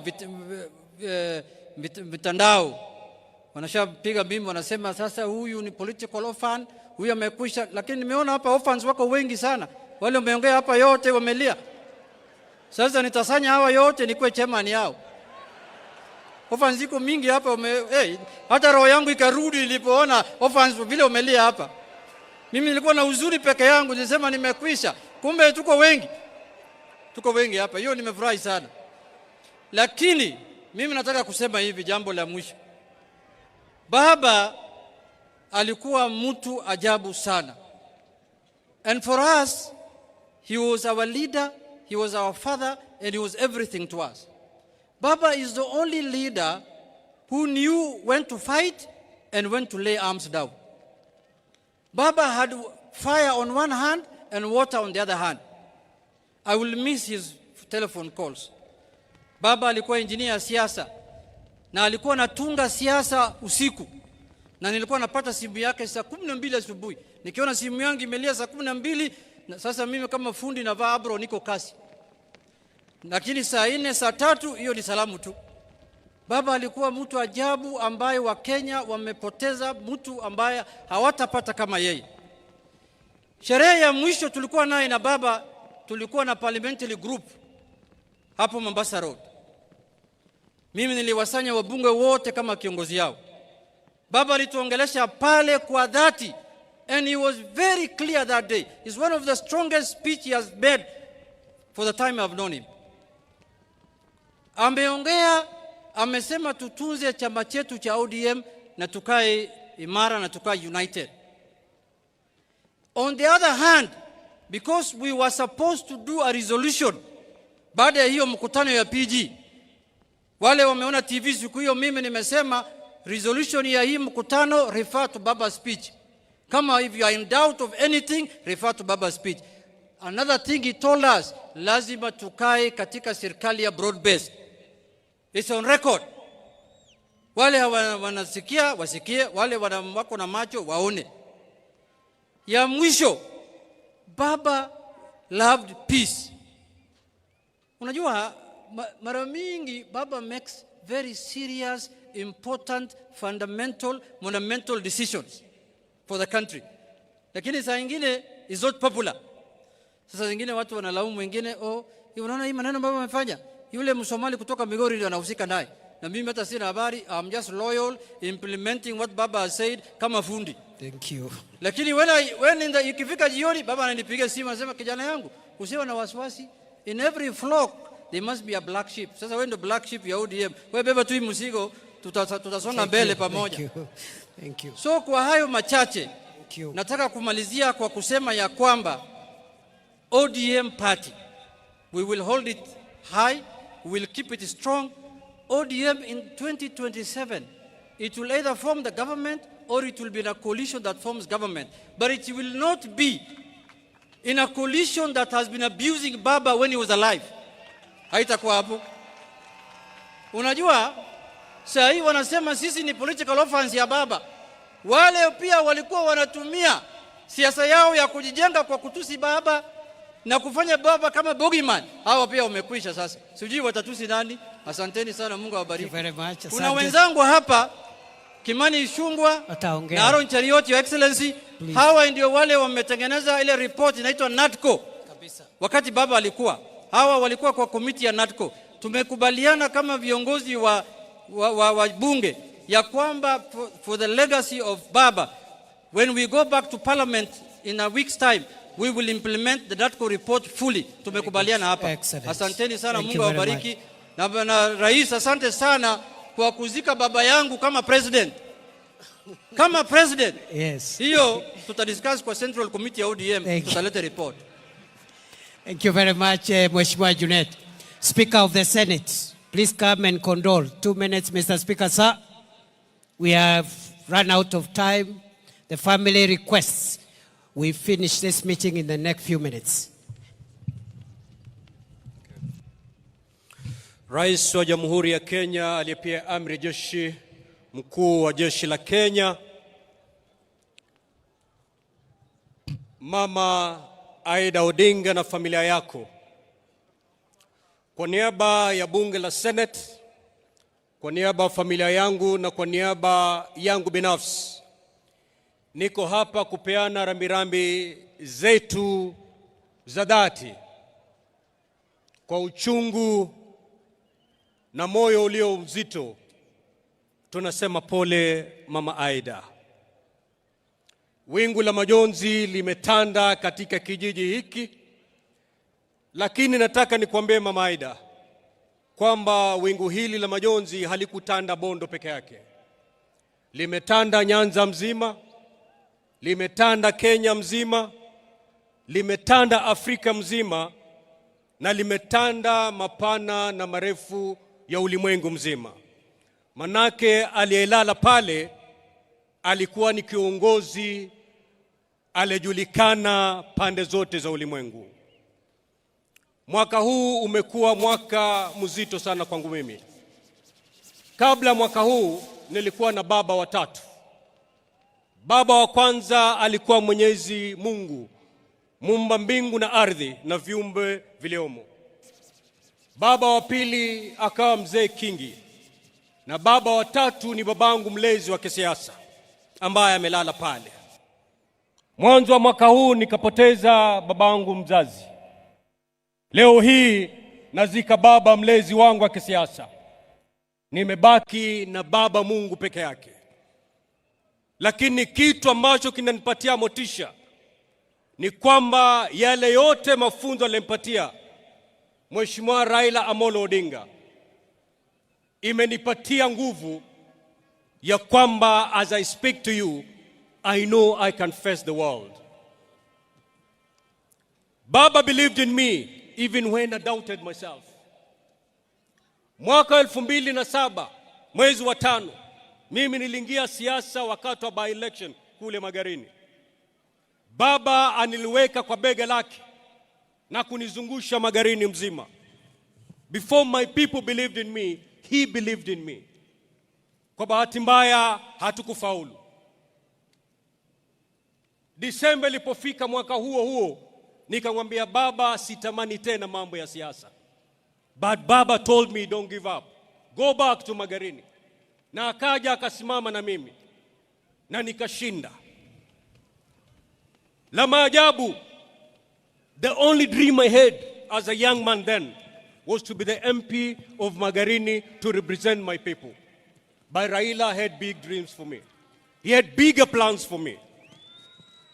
Wakati machafuko yalipomalizika, walipokuja pamoja na Mwai Kibaki rais wetu kuunda serikali, wakati walipokuwa wanataja baraza la mawaziri, mimi sikushughulika because I knew I can never be a cabinet minister.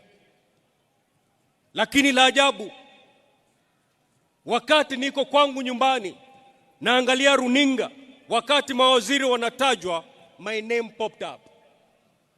To my shock. Why?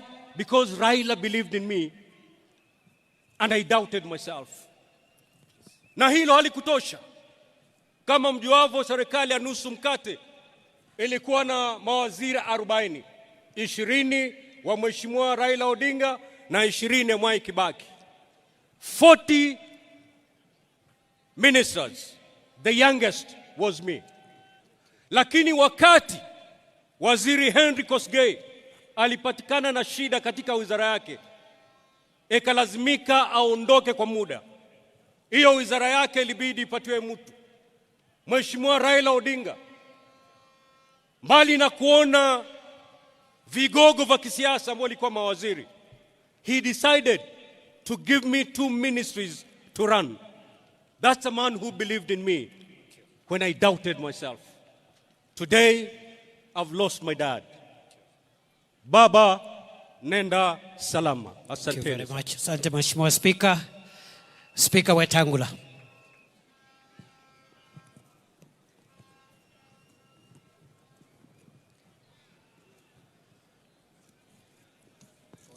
Pole for the pressure. 3.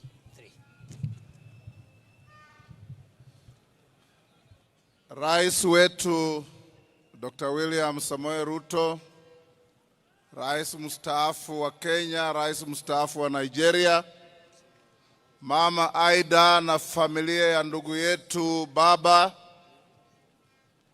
waheshimiwa wote mlioko hapa, waheshimiwa wananchi na kanisa letu. Yangu itakuwa mafupi sana. Nimekuja kuomboleza huyu shujaa ndugu yangu, baba wa taifa la Kenya.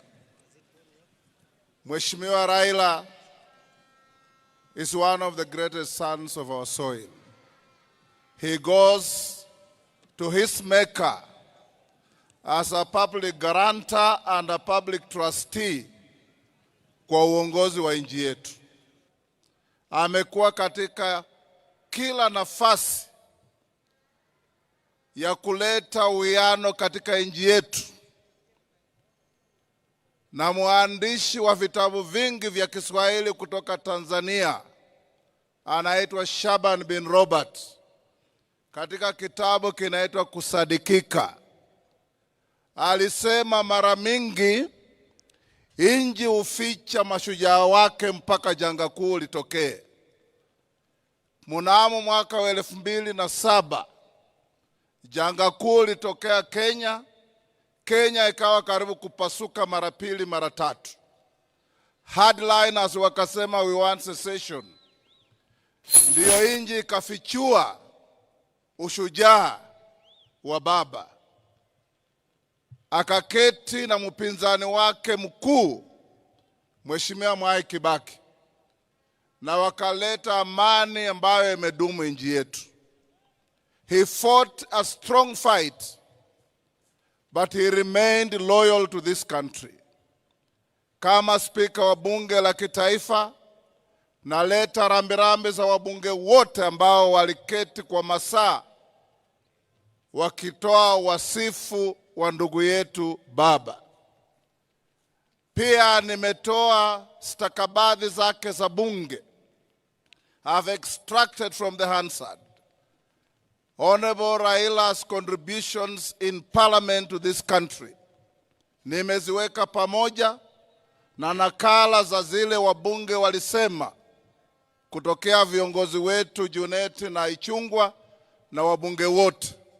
Nimeletea Mama Aida na familia ili katika library yao wajue huyu shujaa mwenye walituletea nchi yetu alisema maneno ya kujenga nchi yetu. Nikimalizia ni kuwarai wa Kenya na rais wetu William Ruto, vile muliketi na mheshimiwa baba mukasema Kenya ni kubwa kuliko mtu binafsi. Hapo ndiyo shikilia, na sisi tutashikilia hapo. Tushike nchi yetu, tuende mbele. Tusilete siasa ya furugu ya kikabila ya kugawanya wananchi. That is not what Baba wanted. Baba, even at the lowest in his political career, he preached peace. After 2017, nikimalizia, baada ya kura na wametangaza mshindi, hakuwa yeye. Akanichukua mimi na mheshimiwa Kalonzo tukaenda South Africa kwa mbuga ya wanyama inaitwa Madwekwe.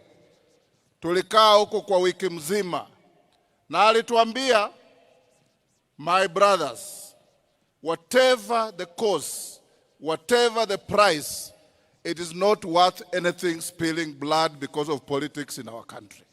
Let's live by that mantra. Baba, rest in peace. Mama Aida na familia, sasa muamini kuna yule analinda wajane na mayatima, ni Mwenyezi Mungu peke yake. Asante sana. Thank you. May you rest in peace, my dear brother Baba. Kenya will be the poorer without you. Thank you very much. Allow me now to present the Hansard extraction to Mama Aida for family records. Thank you. Thank you very much, Mr. Speaker.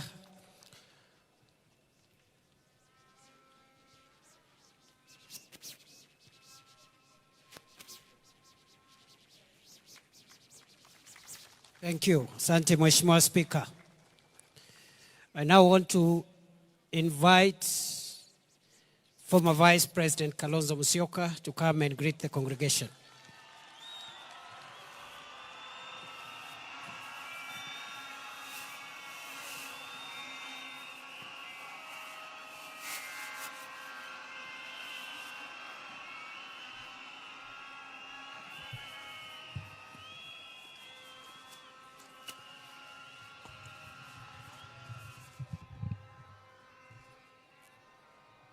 Mama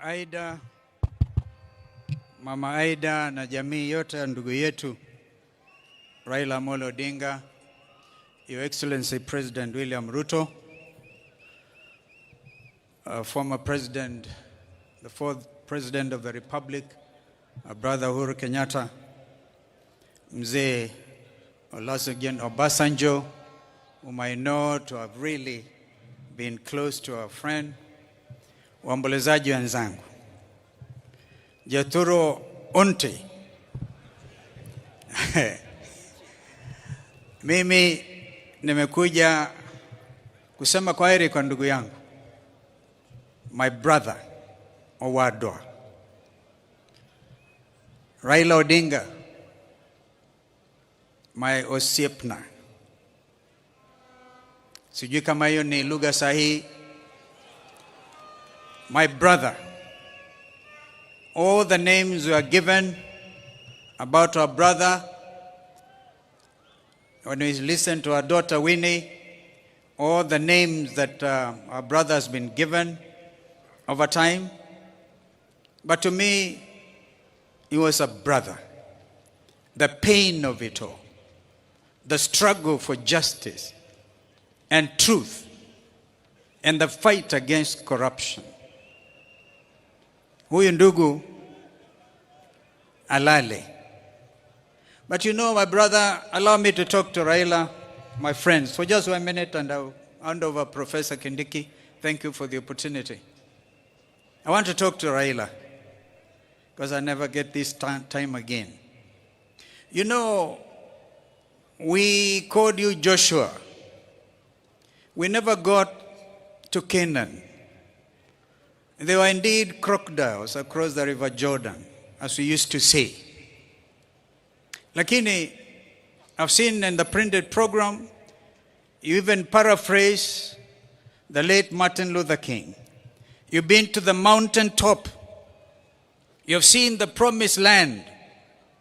And you know you may never get there with us. But we have to get there on your behalf. I give you my pledge. Those values you stood for. The tears, the pain of a stolen election, as my brother Jim Orengo has said, elaborated. That pain will not be in vain. The nation is gathered together. And I must stop there. I've done the rest of my speech on X because I had to rush quickly back from Heathrow in order to come and be with Mama Aida and Watoto. But allow me to recognize, if they, perchance they don't get that opportunity, my sister, my twin sister, Mother Karua, was Raila's running mate in 2022. She's around here. If we had time, I'm sure Mother would have wanted to eulogize her. I have my other friends here. In fact, Eugene Wamalo had a poem, but I saw he brought many cows yesterday. And we also have a friend, our other brother, Fred Matiang'i here. I saw the Chief Justice Emeritus, our brother, who made that historic ruling in 2017. Kwa hivyo, Mungu alaze roho ya ndugu yetu vyema. You deserve a rest. May God be with you. Amen. Thank you very much, Vice President Kalonzo. Let me now invite Prime Cabinet Secretary Musalia Mudavadi.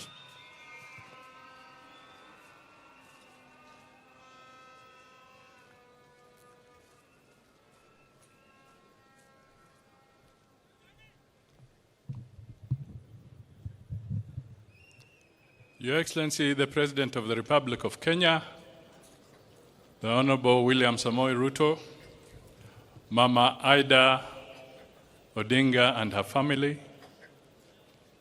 and with that, Your Excellency, let me ride on all the protocols that have been observed in the interest of time. First, to Mama Aida and the family, let me extend my deepest condolences and those of my wife and family to you and your children. Your friend, sister, Tessie, did ask me to step forward and tell you that she really conveys her condolences. Secondly, Your Excellency and Mama Aida, let me say thank you for giving me a unique opportunity, first with the consent of the family, and also as a directive from the President, to do one last honor, and that was the honor to lead a delegation on the afternoon of 15th of October, just a few hours after his passing, to India so that we can join those who are there and come back with the remains of Raila Amolo Odinga. It is an honor, a very moving moment. We left Kenya as KQ 202 with our colleagues. We landed in India and we joined Winnie, Ruth, Dr. Lunya,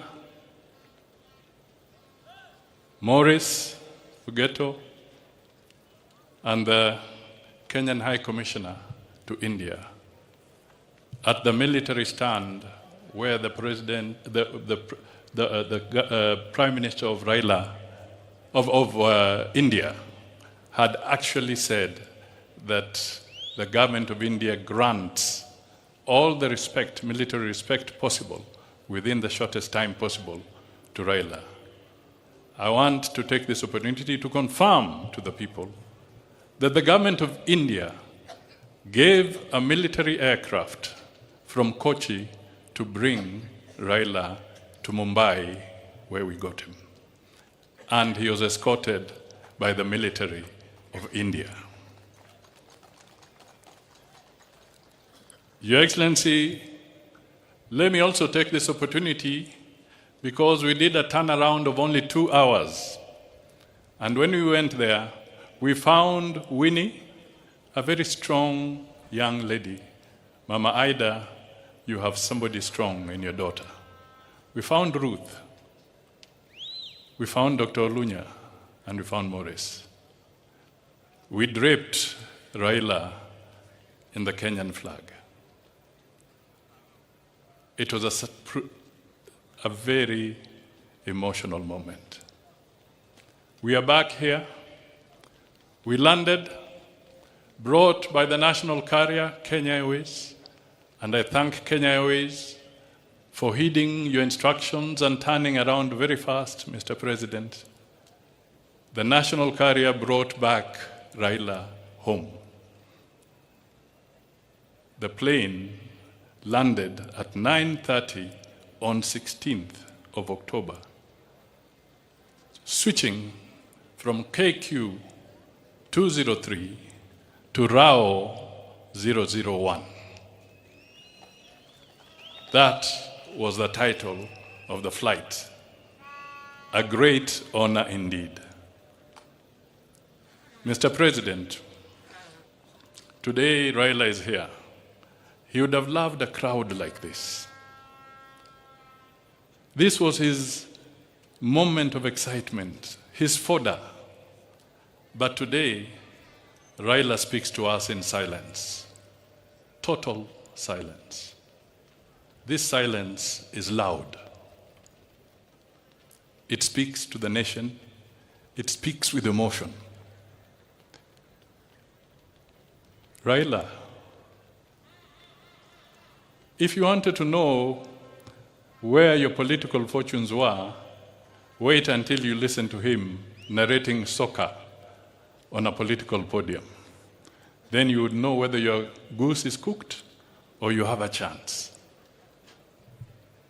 You would want to listen to Raila in Kiswahili proverbs, and he would explain very complex things with simple words. Ata mukia ni nyama.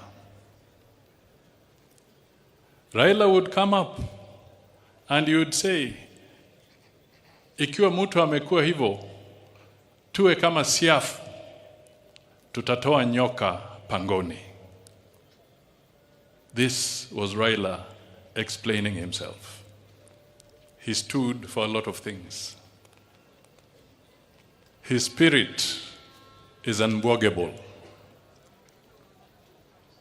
Raila suffered.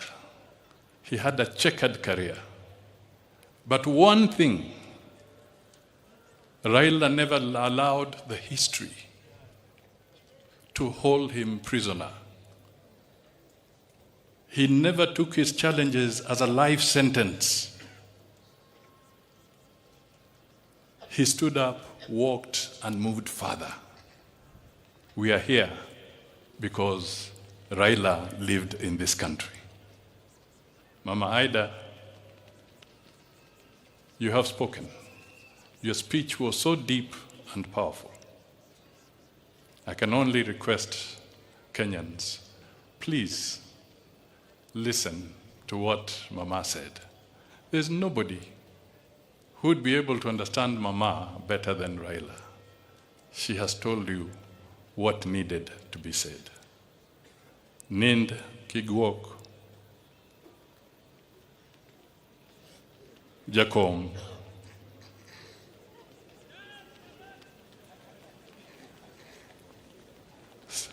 rest in peace, Jakom. Nind Gikwe, Nind Gikwe, Nind Gikwe, Jakom, Ward Mary, Nind Gikwe. I have utilized, and in better times, Mr. Deputy President, I worked with Raila, and I remember when he brought fire into my belly, and I would go there saying, Nasa Hawa. We would say, Nasa Uhuru, Nasa Ruto. But today, while Raila lies there, I'm at Nasa Sisi Wote. May his soul rest in eternal peace.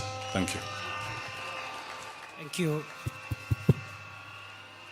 Asante sana, Prime Cabinet Secretary. I don't know whether this mic is loud enough. Thank you very much, Honorable Musalia Mudavadi. I am extremely sorry for the many people who wanted to speak, but they couldn't speak because of time. Allow me to report that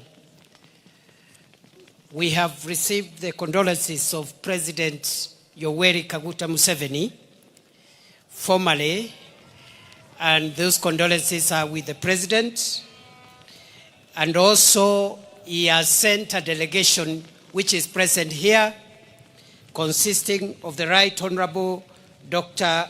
Ruhakana Rugunda, former Prime Minister of Uganda, and the Honorable John Mulimba, State Minister for Foreign Affairs. I also want to confirm what Stephen Kalonzo Musyoka said here, former Vice President, that we have other guests, but I assume we just recognize them for now. Kalonzo spoke on their behalf. Even me, I'm not going to make a speech. I've just been emceeing, and I want to end this role so that we can move and do the other ceremony, which is getting late. I therefore want to request now that very briefly we go presidential. We start with the condolences of His Excellency Uhuru Muigai Kenyatta, former President of Kenya, and the fourth President of Kenya.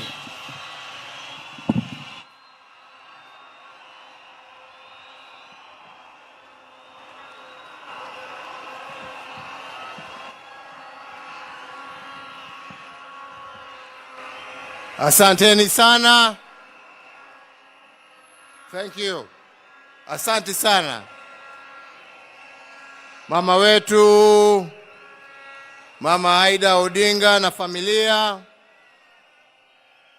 Mheshimiwa Rais wa Jamhuri ya Kenya, Mheshimiwa William Samuel Ruto, na viongozi wote ambao wamefika hapa na waombolezaji wote, hamjambo nyote.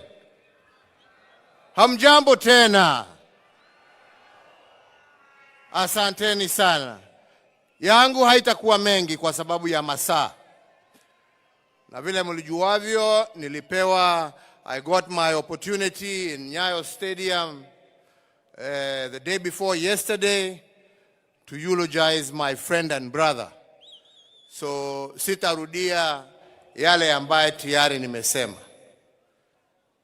Yale yamebaki siku ya leo ni tena kumwambia dada wetu mkubwa Aida na watoto wake na familia yote ya marehemu Raila Amolo Odinga, tuko hapa tena kuambieni pole. Tuko hapa kusimama pamoja nanyi dakika hii nzito kweli kweli. Ya pili, kwa wenzetu wa Bondo na Siaya kwa jumla, kusema asante.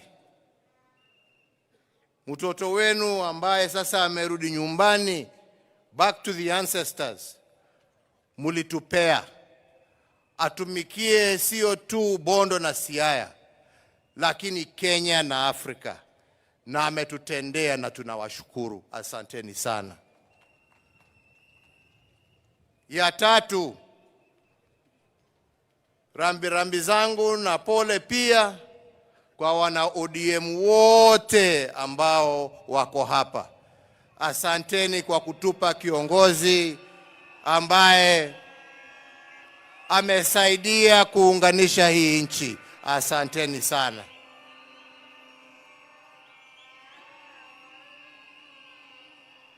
La mwisho ni kuombea ndugu yetu atembee safari ya amani. Mungu amuongoze.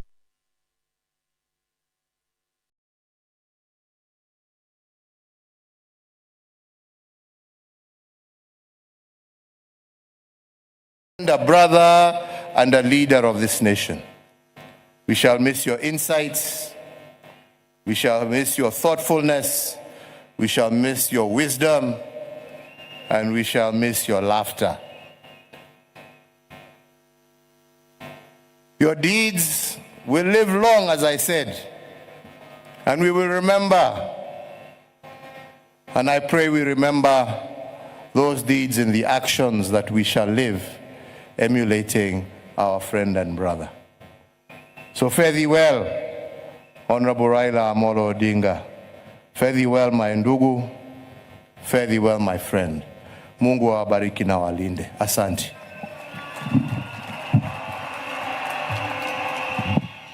Asante Mheshimiwa Rais Uhuru Kenyatta.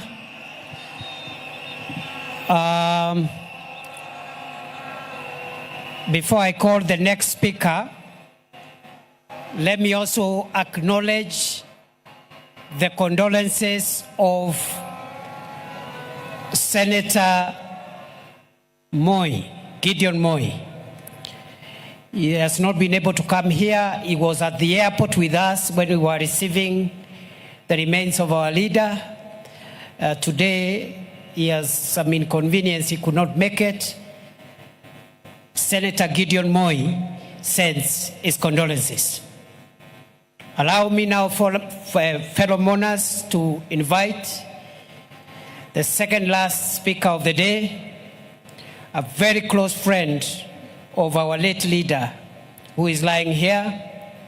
They have walked a long journey, and it is my pleasure to call one of the most decorated sons of Africa, the former president of the Federal Republic of Nigeria, His Excellency Olusegun Obasanjo.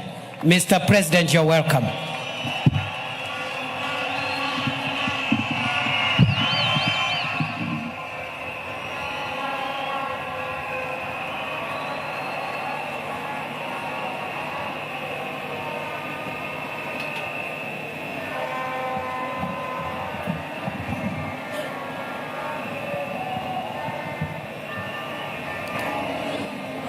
Your Excellency, the President of the Republic of Kenya, my dear brother, Dr. Ruto, my dear sister, Your Excellency, Raila Odinga,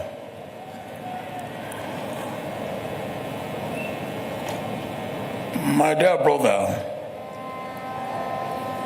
Your Excellency, former President of Republic of Kenya,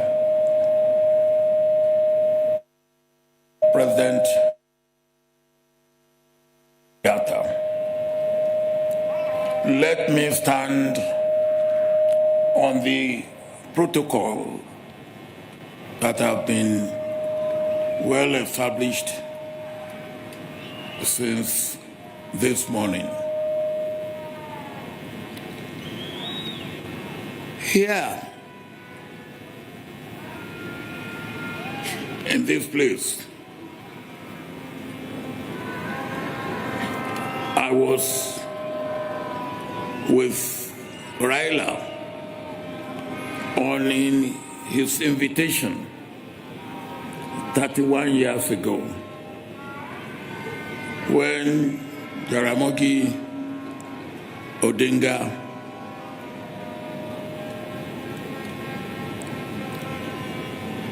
was buried in this place. I was the special guest of honor on that occasion. And the person who made it happen was Raila Odinga. Since that time, we have deepened our friendship, our brotherhood, our working together for our two countries, for Africa, and indeed for the world. Over the years, I have come to know Raila very well.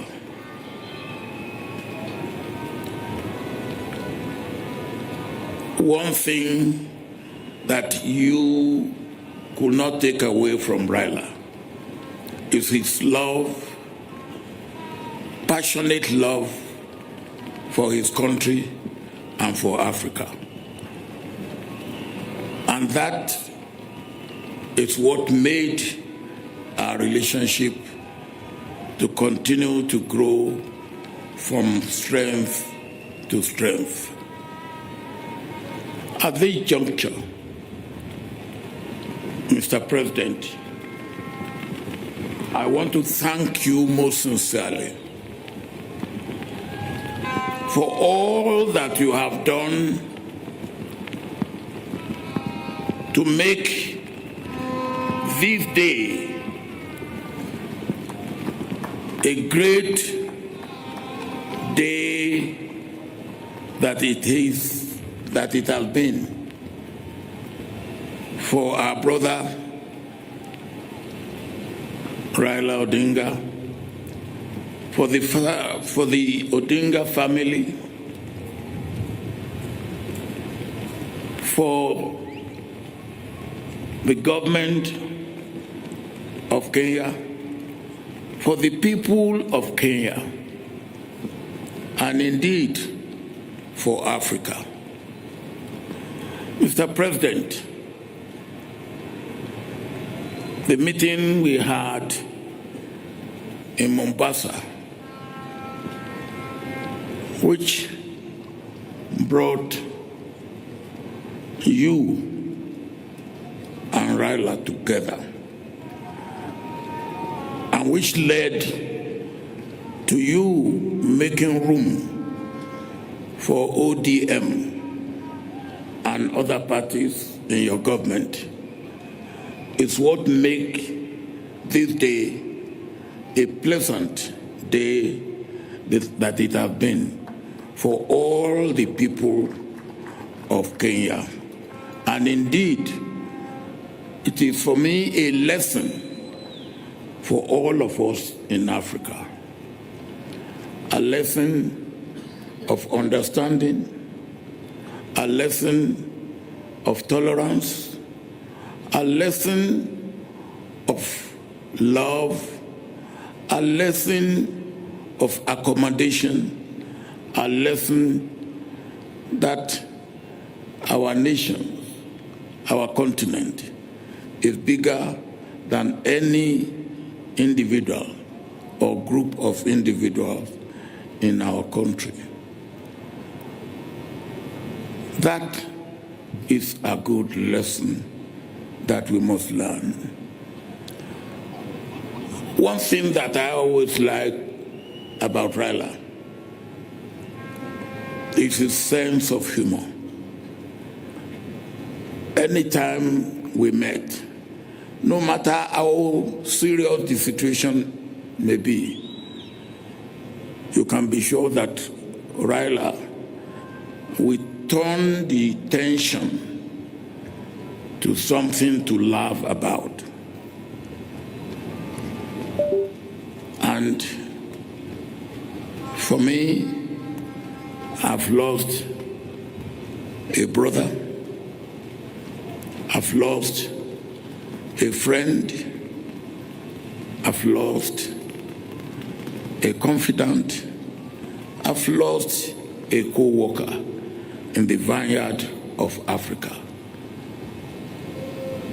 Sleep in the bosom of your Creator. Adieu, Raila Odinga.